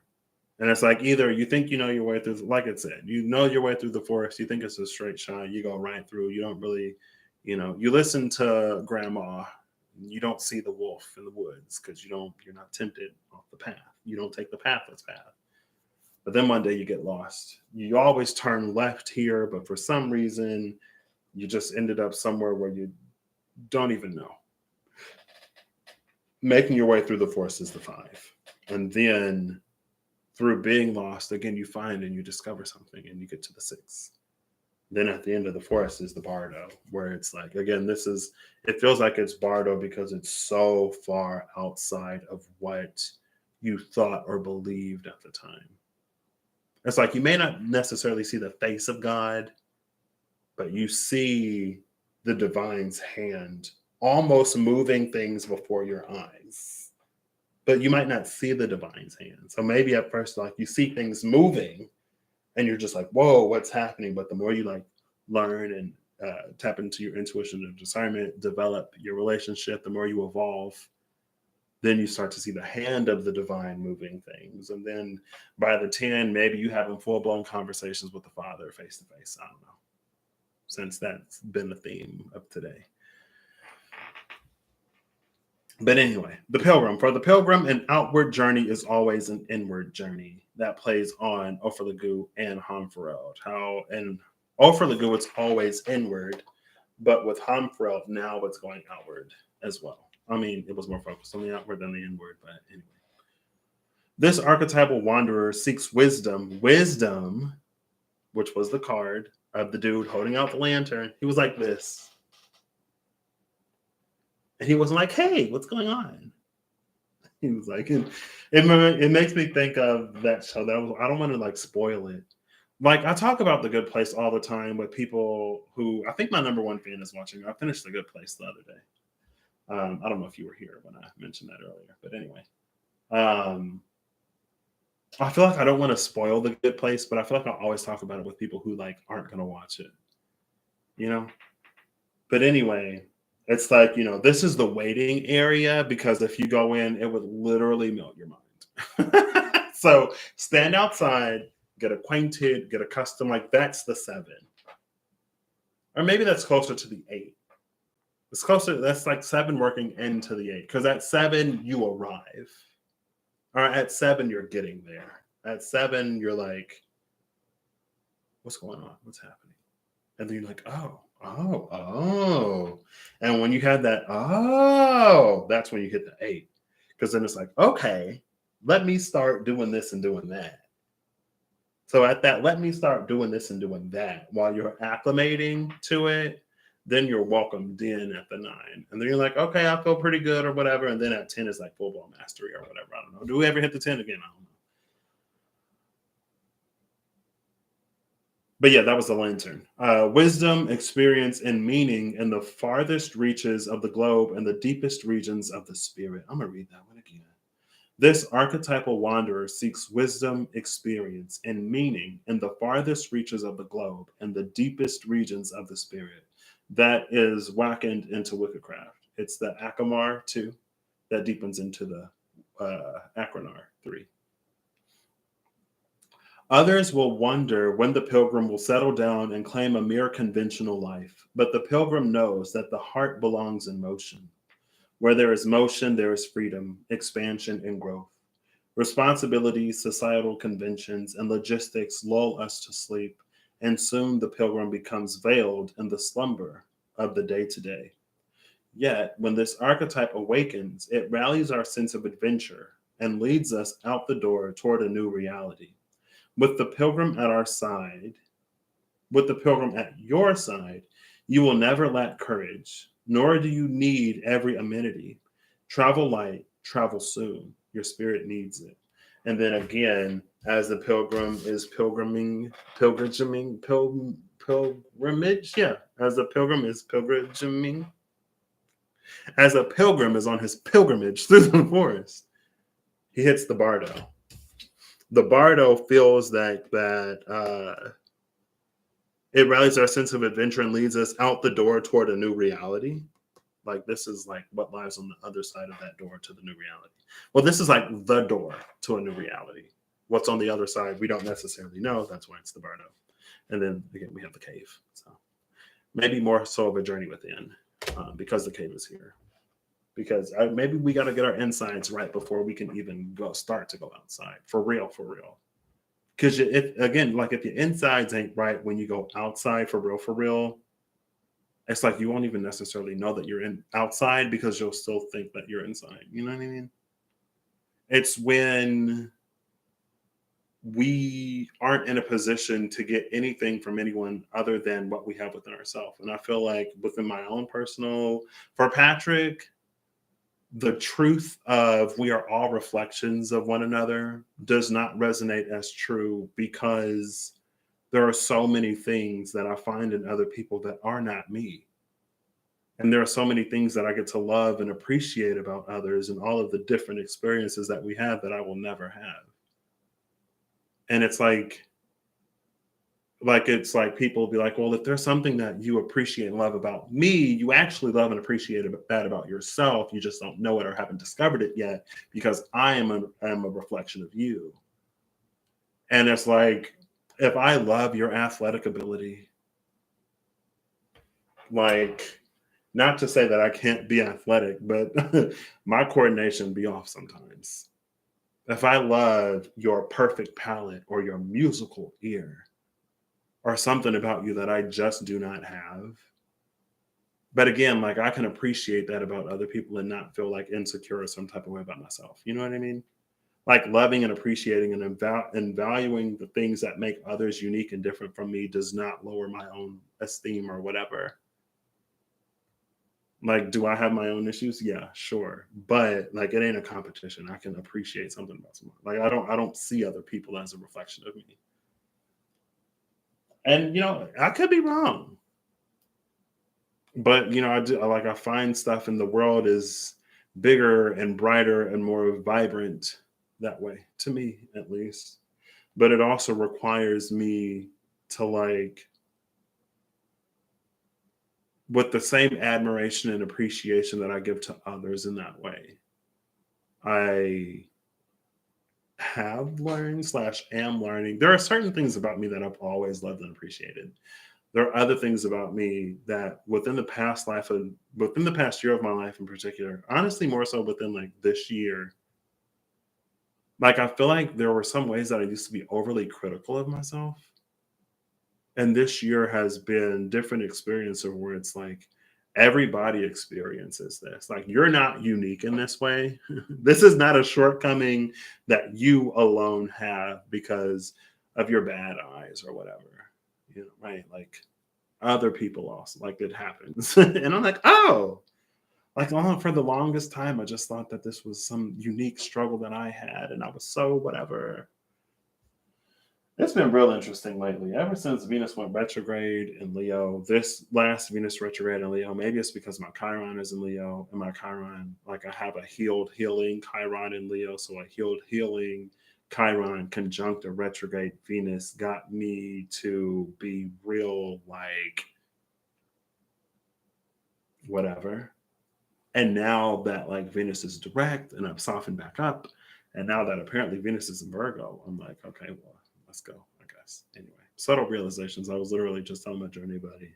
I sent her a voice note about it. I was like in between sleep today, and it just came to me. And for I guess full clarity and disclosure, especially back when my eyesight wasn't as great as it is now. Um, I saw myself as a burden because of all of the things that I couldn't do, which honestly, some of those were things that I wouldn't allow myself to do because of fear and because of a whole bunch of other stuff. But now that those have dissolved and evaporated, like somehow subconsciously on a very deep level to the point where sometimes I knew it.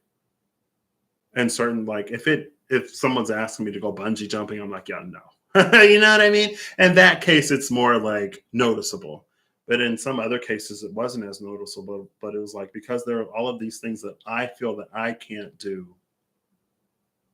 I sometimes am under this assumption that if someone is spending time with me, they're sacrificing all of these fun and amazing things that they could be doing instead.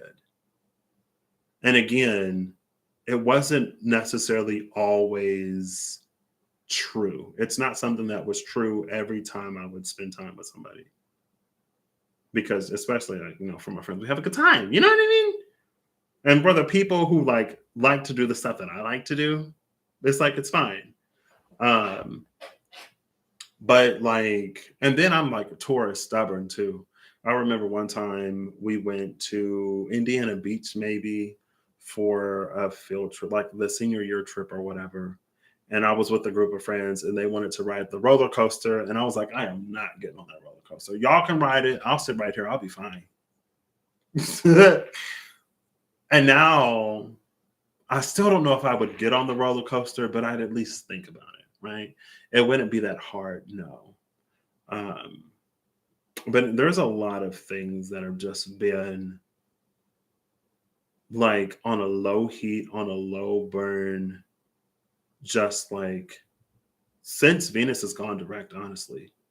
And as I'm like rebalancing like my like because Venus retrograde happened, maybe this one happened while like I'm in my own place. So I've already left my comfort zone. That's the reason why I wanted to get a place before I move like out of town or before I hit my next phase of life in whatever way that looks. Cause like for me, I needed an intermediary to feel comfortable. Did I absolutely need it? Maybe not, right? Maybe a huge once in a lifetime, whatever opportunity could have come that required a leap of faith. And maybe I would have been able to take the leap. But I was like, for me, like I want these big, big things in the future. And for where I am now, I don't necessarily feel comfortable. Like, I don't know if I would be able to take the leap if I was asked to. Now, it hadn't necessarily presented itself in some ways, number one, but there were other things at the end of the previous year that like I said no to when I wanted to say yes, but I said no because of like, well, like what if it's dark and what if I can't see and what if this and what if that? Like I literally just got my cataract surgery 3 years ago, almost in a few months. It'll be 3 years. And in that time, I've gone to London by myself a few times. And I was like, oh, I can see well at night enough to like kind of navigate. And I haven't been always, maybe sometimes I have been, but it's like there are certain things that I've been required to do that I didn't volunteer for. And I had very big time, like what was that, November 2021? In November 2021, close to Thanksgiving, when it was like, hey, Patrick's going to be doing this. Patrick's going to take over this. And I was like, Patrick does not feel comfortable doing this. And I was talking to my mom and I was like freaking out. And it was like, it was a freak out that I hadn't had since 2018. I was like, since I've started my spiritual journey, or since I started facing all of the things in my life in 2019, January 1, intentionally, oh, this scares me, I'm gonna do it because I'm tired of fear being the basis for all my choices and decisions and me ending up not living my life. But when it was like, okay, Patrick, you're gonna do this, when it wasn't my choice, I was like freaking out, on the verge of a breakdown almost, just like scared. And I was talking to my mom, and she was like, if you quit, like if you want to quit or if you want to leave, it's your choice and your decision, and I support you. I think you should at least like stay and try it out, whatever. And she and a few other people, but I think primarily at that time, maybe she really convinced me to like, I can try. I can at least try. And if it doesn't work out, then I can say something. Or if I don't like it, I can quit. But I can at the very least try. And I was forced to try to do a lot of things. But again, and I mentioned it when I started my current job, if I would have given up and quit before I even tried, before I even started at the last place when I was required to because of circumstances and situations that I did not ask for, and if I would have started the new place, I would have run into the exact same thing because so much of my job now, like there's a good part of it that's like going out and it's walking the lines. And I've also learned to be more, I'm learning more and more to be more mindful of my environment, to look down when I try. It was like 2 days. Within 2 days, I made several trips to the cafeteria when the sanitation crew was still there. And I would hit the wet floor sign out the door because I wouldn't look down. And with my peripheral vision, if I don't look at the floor and something is right under me, I don't see it. And also because I'm just like in my own head as I'm walking around, sometimes I'm already like not doing myself any favors. But I kept running into the wet floor sign. But then one time I was like, I just happened to look down and I was like, oh, hi, you didn't get me this time. I've done that before and I've missed the wet floor sign, but then I walk back and hit it again. I'm like, oh, crap. Oh, crap. Oh, gosh, whatever. Anyway, it's fine. But yeah, if I would have quit and given up, if I would have allowed fear to make that decision for me, I would have been in for a tower. Like probably like darkest night level of dark night if I would have quit and given up because I was too scared to even try. Because again, that's literally my job now. And because I was forced to, I know that I'm capable of it now. There are some things in my life, like I wasn't the most, I haven't been the most like adventurous or whatever. Um, but there have been some things in my life where it's like, if I wouldn't have been forced to do this or do that, I would have, especially after I had the surgery, I would have never known that I was capable. Like I was a microbiologist that used a microscope. By the time I left, I could do gram stains. When I was in school, my eyes were so like I hated using microscopes because it was so hard to see anything on the slide, to focus it and to do whatever. Like my Sagittarius best friend, when we had whatever that bio class was, we took it together and we were in the same lab and she did all the microscope finding. I was like, ooh, thank you, Z, you were godsend. But now because I was forced to, I developed the skill number one and I found myself capable number two.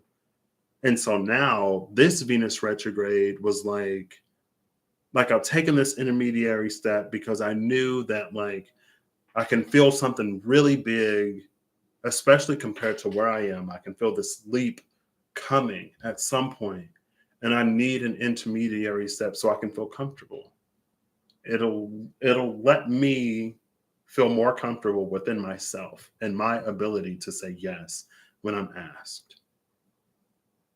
And so this Venus retrograde was like kind of like what I want to experience, like out of life. And it's like, you know what, I've done this and I've done that. And just a few weeks ago, I work the night shift. So whenever there's training, it's at like 5 a.m. It's getting close to wintertime. It's dark at 5 a.m.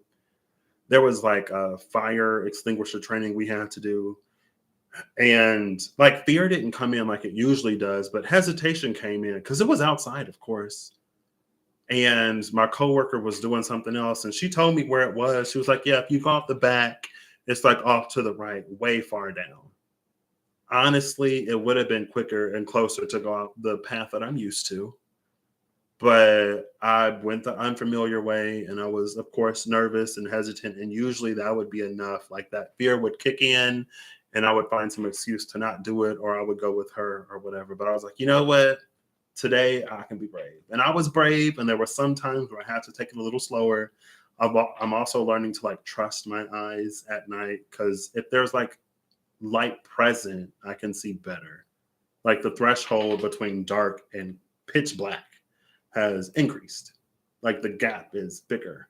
So like there, I can see up here now before I hit pitch black. Usually it was like dark is pitch black to me. If the sun is down, I can't see nothing. It don't matter if it's street lights or those lights or whatever lights.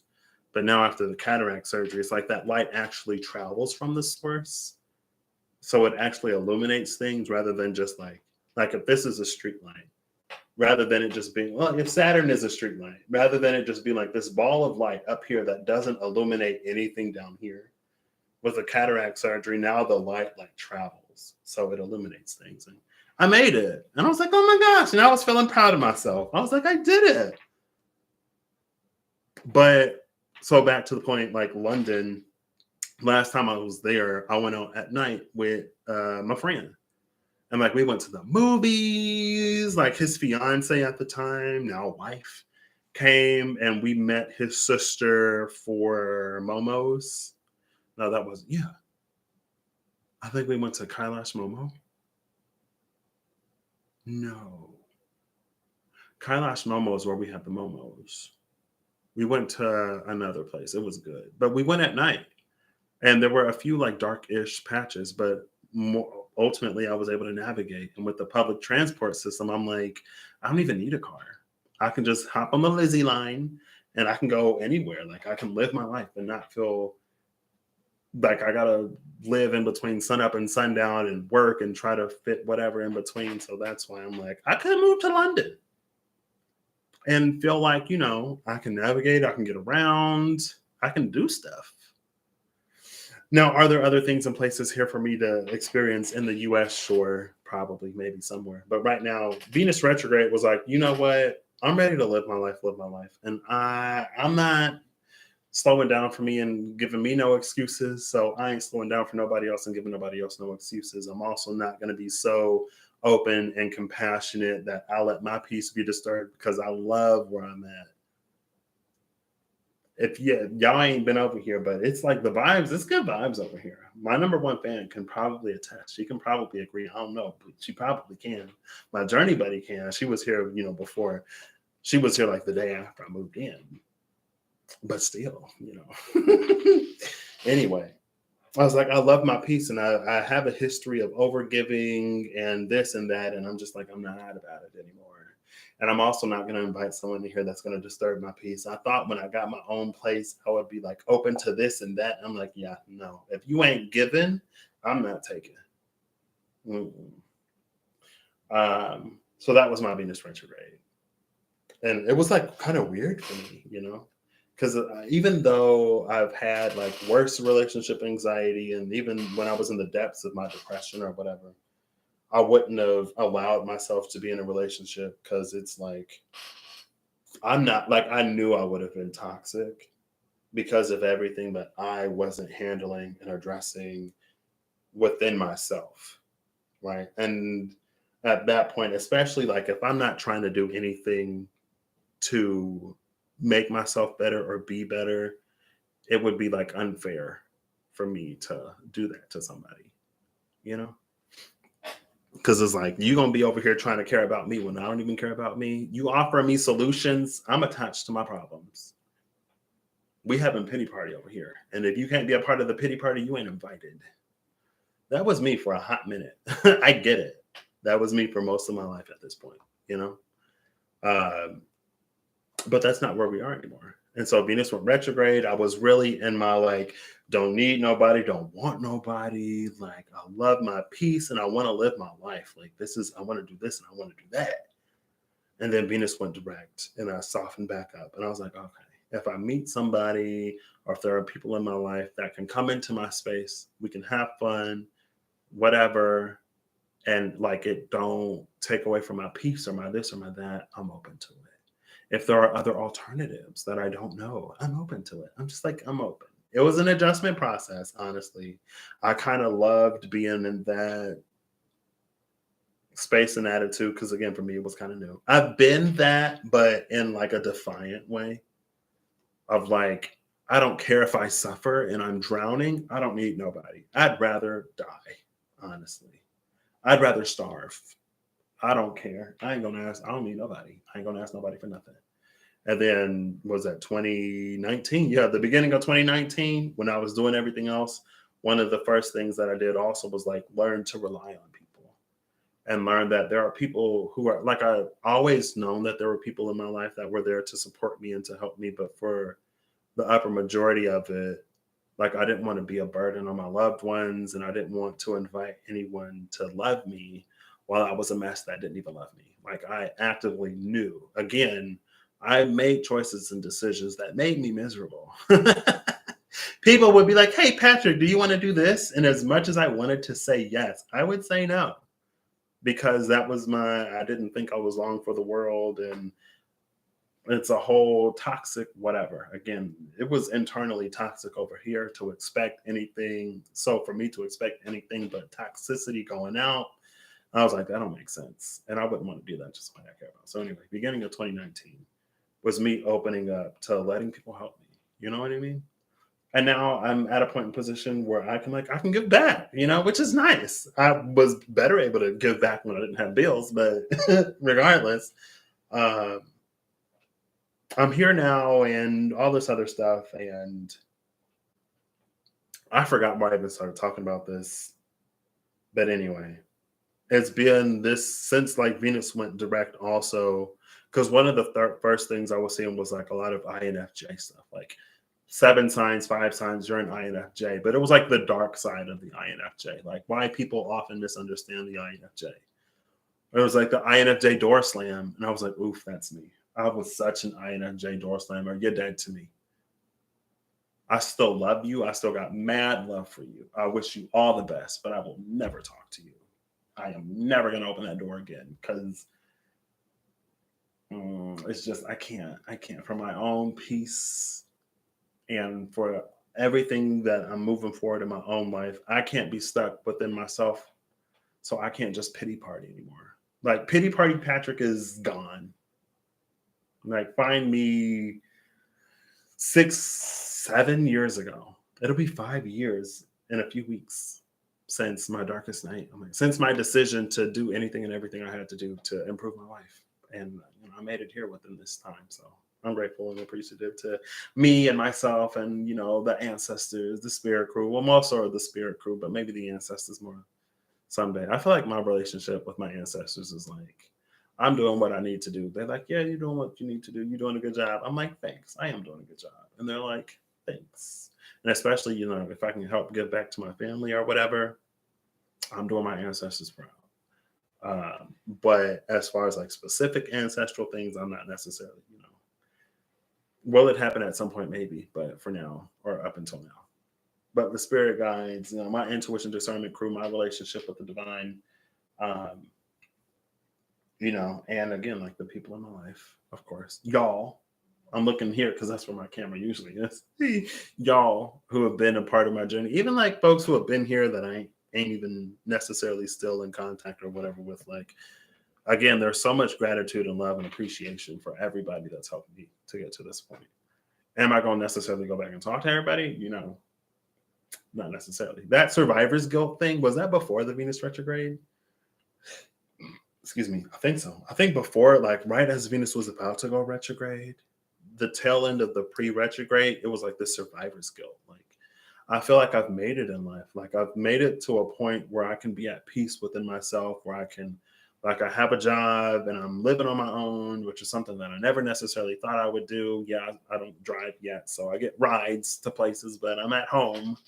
I got my license. I can drive. I don't have a vehicle because when I was working, I was supposed to be saving for a vehicle. And it wasn't until a few months before the plant shut down that I was like, wait, I was supposed to be saving money.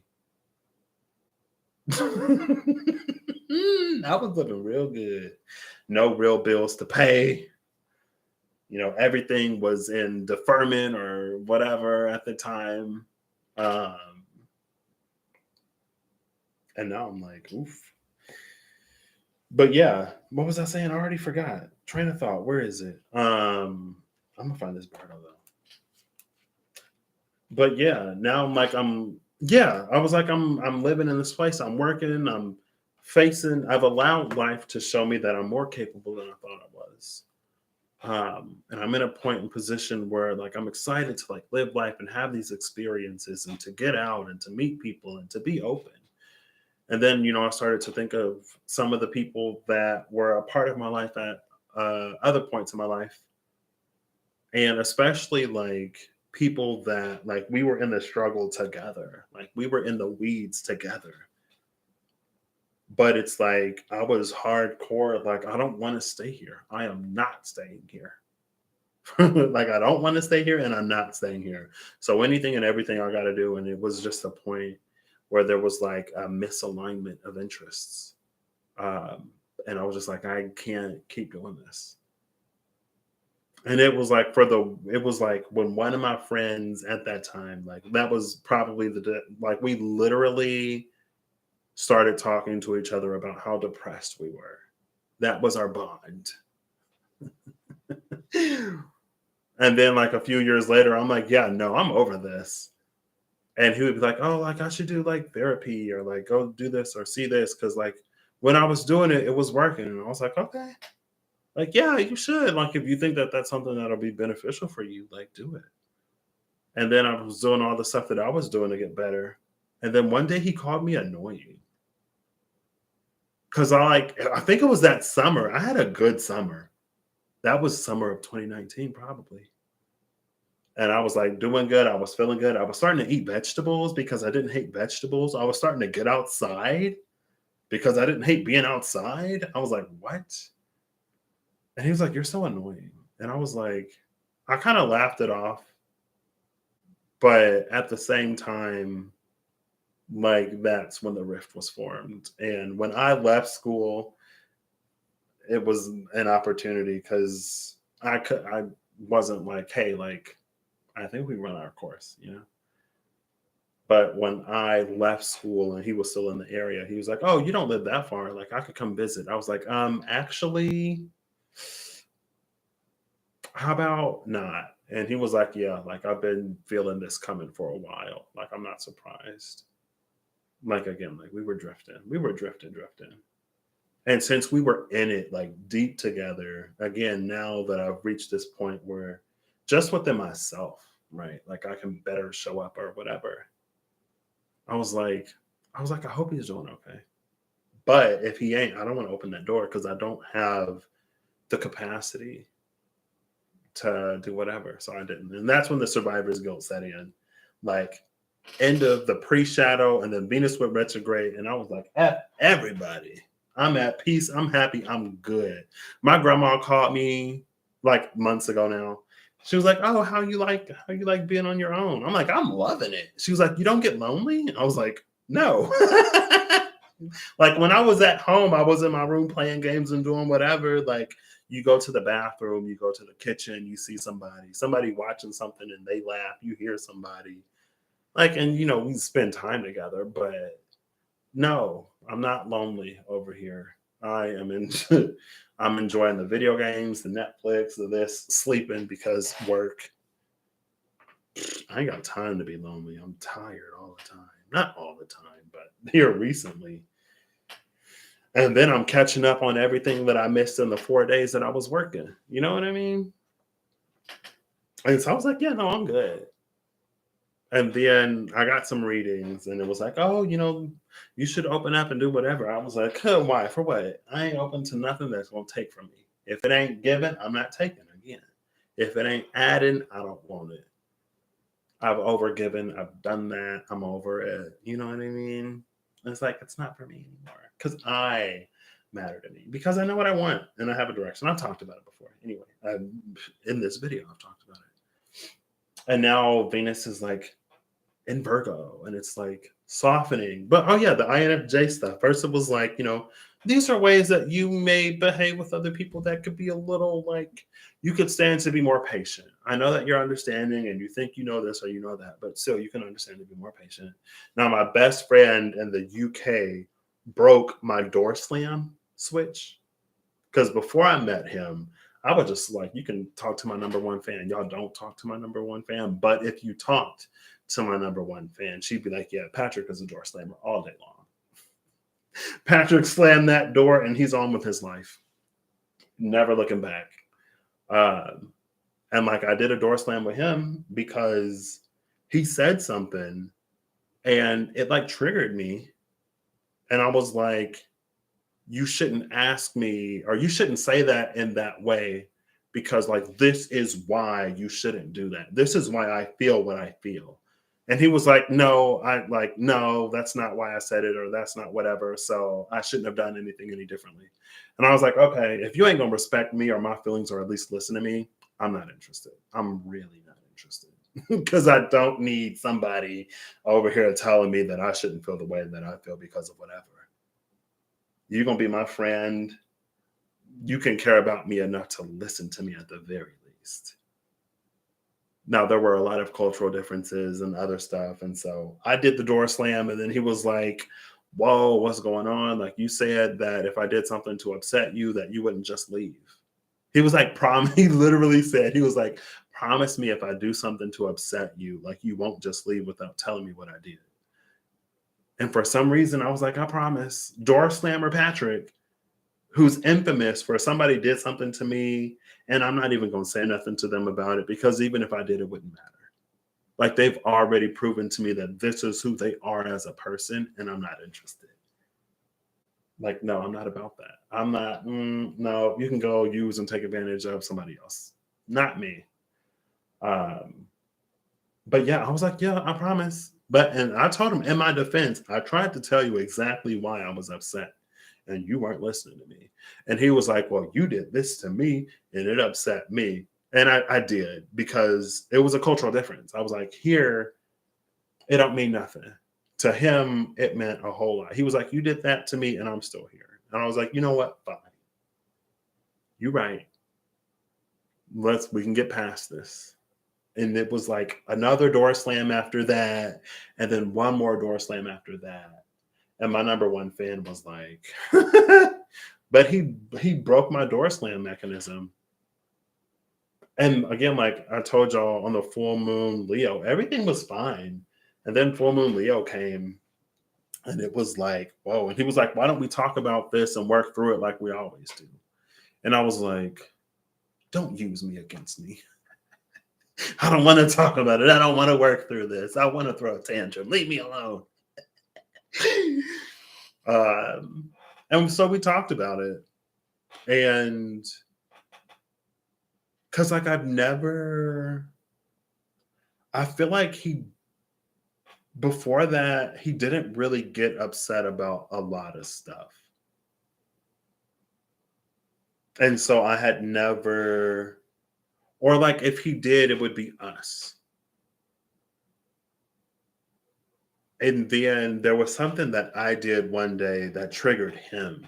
And he was like, I always do this and I do that for other people. And so, like, this is why I was upset when you did what you did. And I was like, whoa. Like, you never have these moments. I guess I was just pretty stellar up until that point. You know what I mean? I mean, I wasn't. I was. It was rough. Like, we could spend the amount of time that we can spend together has increased over the years. We went from like 2.5 days to a week to like 2 weeks. We can do 2 weeks good. and then maybe there's a little whatever, and then we come back, So I'll be visiting for like 10 to 11 days. So well within the 2 week period.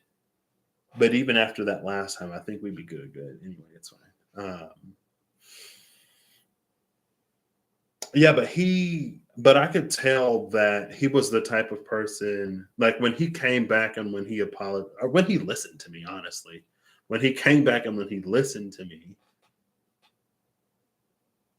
um, like that's one thing that he's been good at doing that I partially didn't give other people the chance to, and partially other people didn't necessarily like listen. Um, but I don't know. I could just tell, I could feel that like he cared enough to like listen.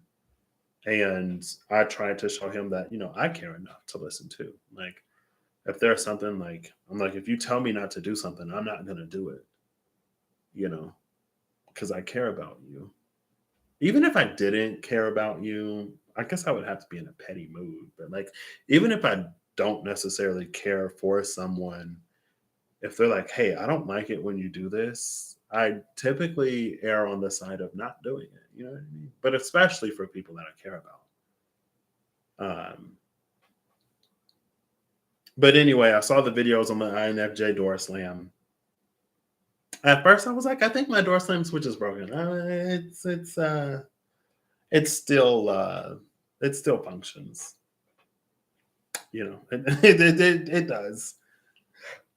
I have a lot more patience than I used to, for sure, for definitely. I got a lot more patience, but that door slam is still. But that was one of the things, and it was like these little things that I could do better to be more patient, and to allow the process of getting to know whatever to, be an actual process of getting to know whatever. And then after that was like, okay, well, if I'm going to be open and if I'm going to be whatever, like this is what I want. It was kind of before that. I was like, if there was somebody in my life, like these are the things that I'd love to do with somebody.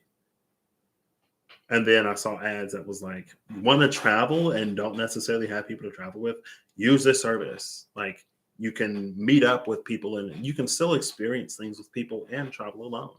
I was like, what? When the dollars come, I'll be there. Um, Maybe, we'll see. Everything is up in the air. Um, and it may all fall in a beautiful way.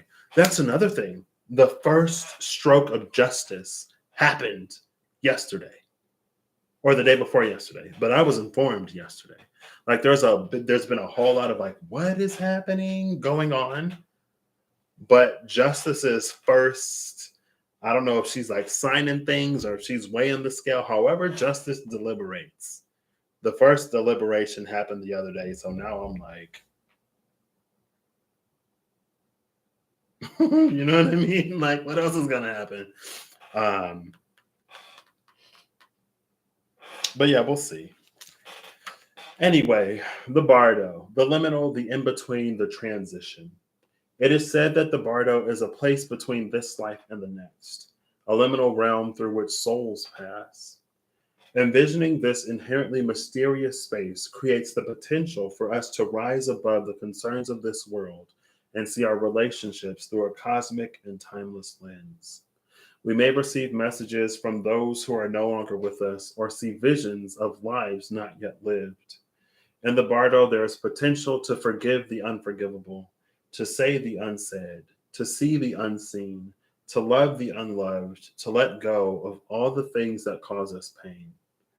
The bardo suspends us in its spaciousness for just long enough to open us to higher wisdom. Its energy does not belong to Earth as we know it, but rather to the cosmic network of which we are a single thread. So that's, I feel like the bardo is the above stuff, as above, so above, before it comes back down to the as above, so below. Again, to recap, we got as below, so above. As above, so above. As below, as above, so below. Because sometimes we can't as below, so below. Or so below, as below. Sometimes we gotta take the long way. Sometimes we gotta get that ticket for the long way round. 2 cans of hard half and half iced tea for the way. All right, I gotta go. I gotta use the restroom. It's been 4 hours. It's fine. It is what it is. But yeah, that's been Patrick's life in Patrick's world. And again, it's like with all the direct planets, with all the personal planets direct and the outer planets retrograde, it's been even more wild. Because like I said, like I've been called to be proactive in my own life and in my career and in the things that I want. And I have been. And so I feel like my experience with work and just with people in general has been one way for the most part. And it's been very progressive in ways. And I'm like, oh, that's cute. Okay, we got some movement. But also at the same time, like outside, it's been like, girl, like I went out to go get some pizza and I came back and I'm like, what is happening? But also, like I said, justice has passed her first verdict, and I'm excited to see if there are not more. So this may be the angle for a minute. Thanks, Tarot with Jimmy. You probably don't know that I exist, but it's fine. I was like, yeah, I could do that, and I can put the Saturn tapestry back up. So that's what happened. But yeah, I hope you all have an amazing whatever. Whenever you see this, I hope you're acting in alignment to make all that you wish to experience your reality. I hope that whatever you need along your path, journey, and way you find, and I hope that you can allow your truth to be your truth and to resonate for you as it is to resonate for you, even if Patrick is on here throwing a 4-hour tantrum because he don't agree. Because ultimately, at the end of the day, your life is about you and only you, because you are the only thing that exists, and I don't even matter. I'm kidding. I mean, if that's your truth, live it. Love it, girl. Love it for you. I can't vibe with it. I won't probably be a part of it, but you know, you do you and you know you. That's the point. It gets you where you're to go.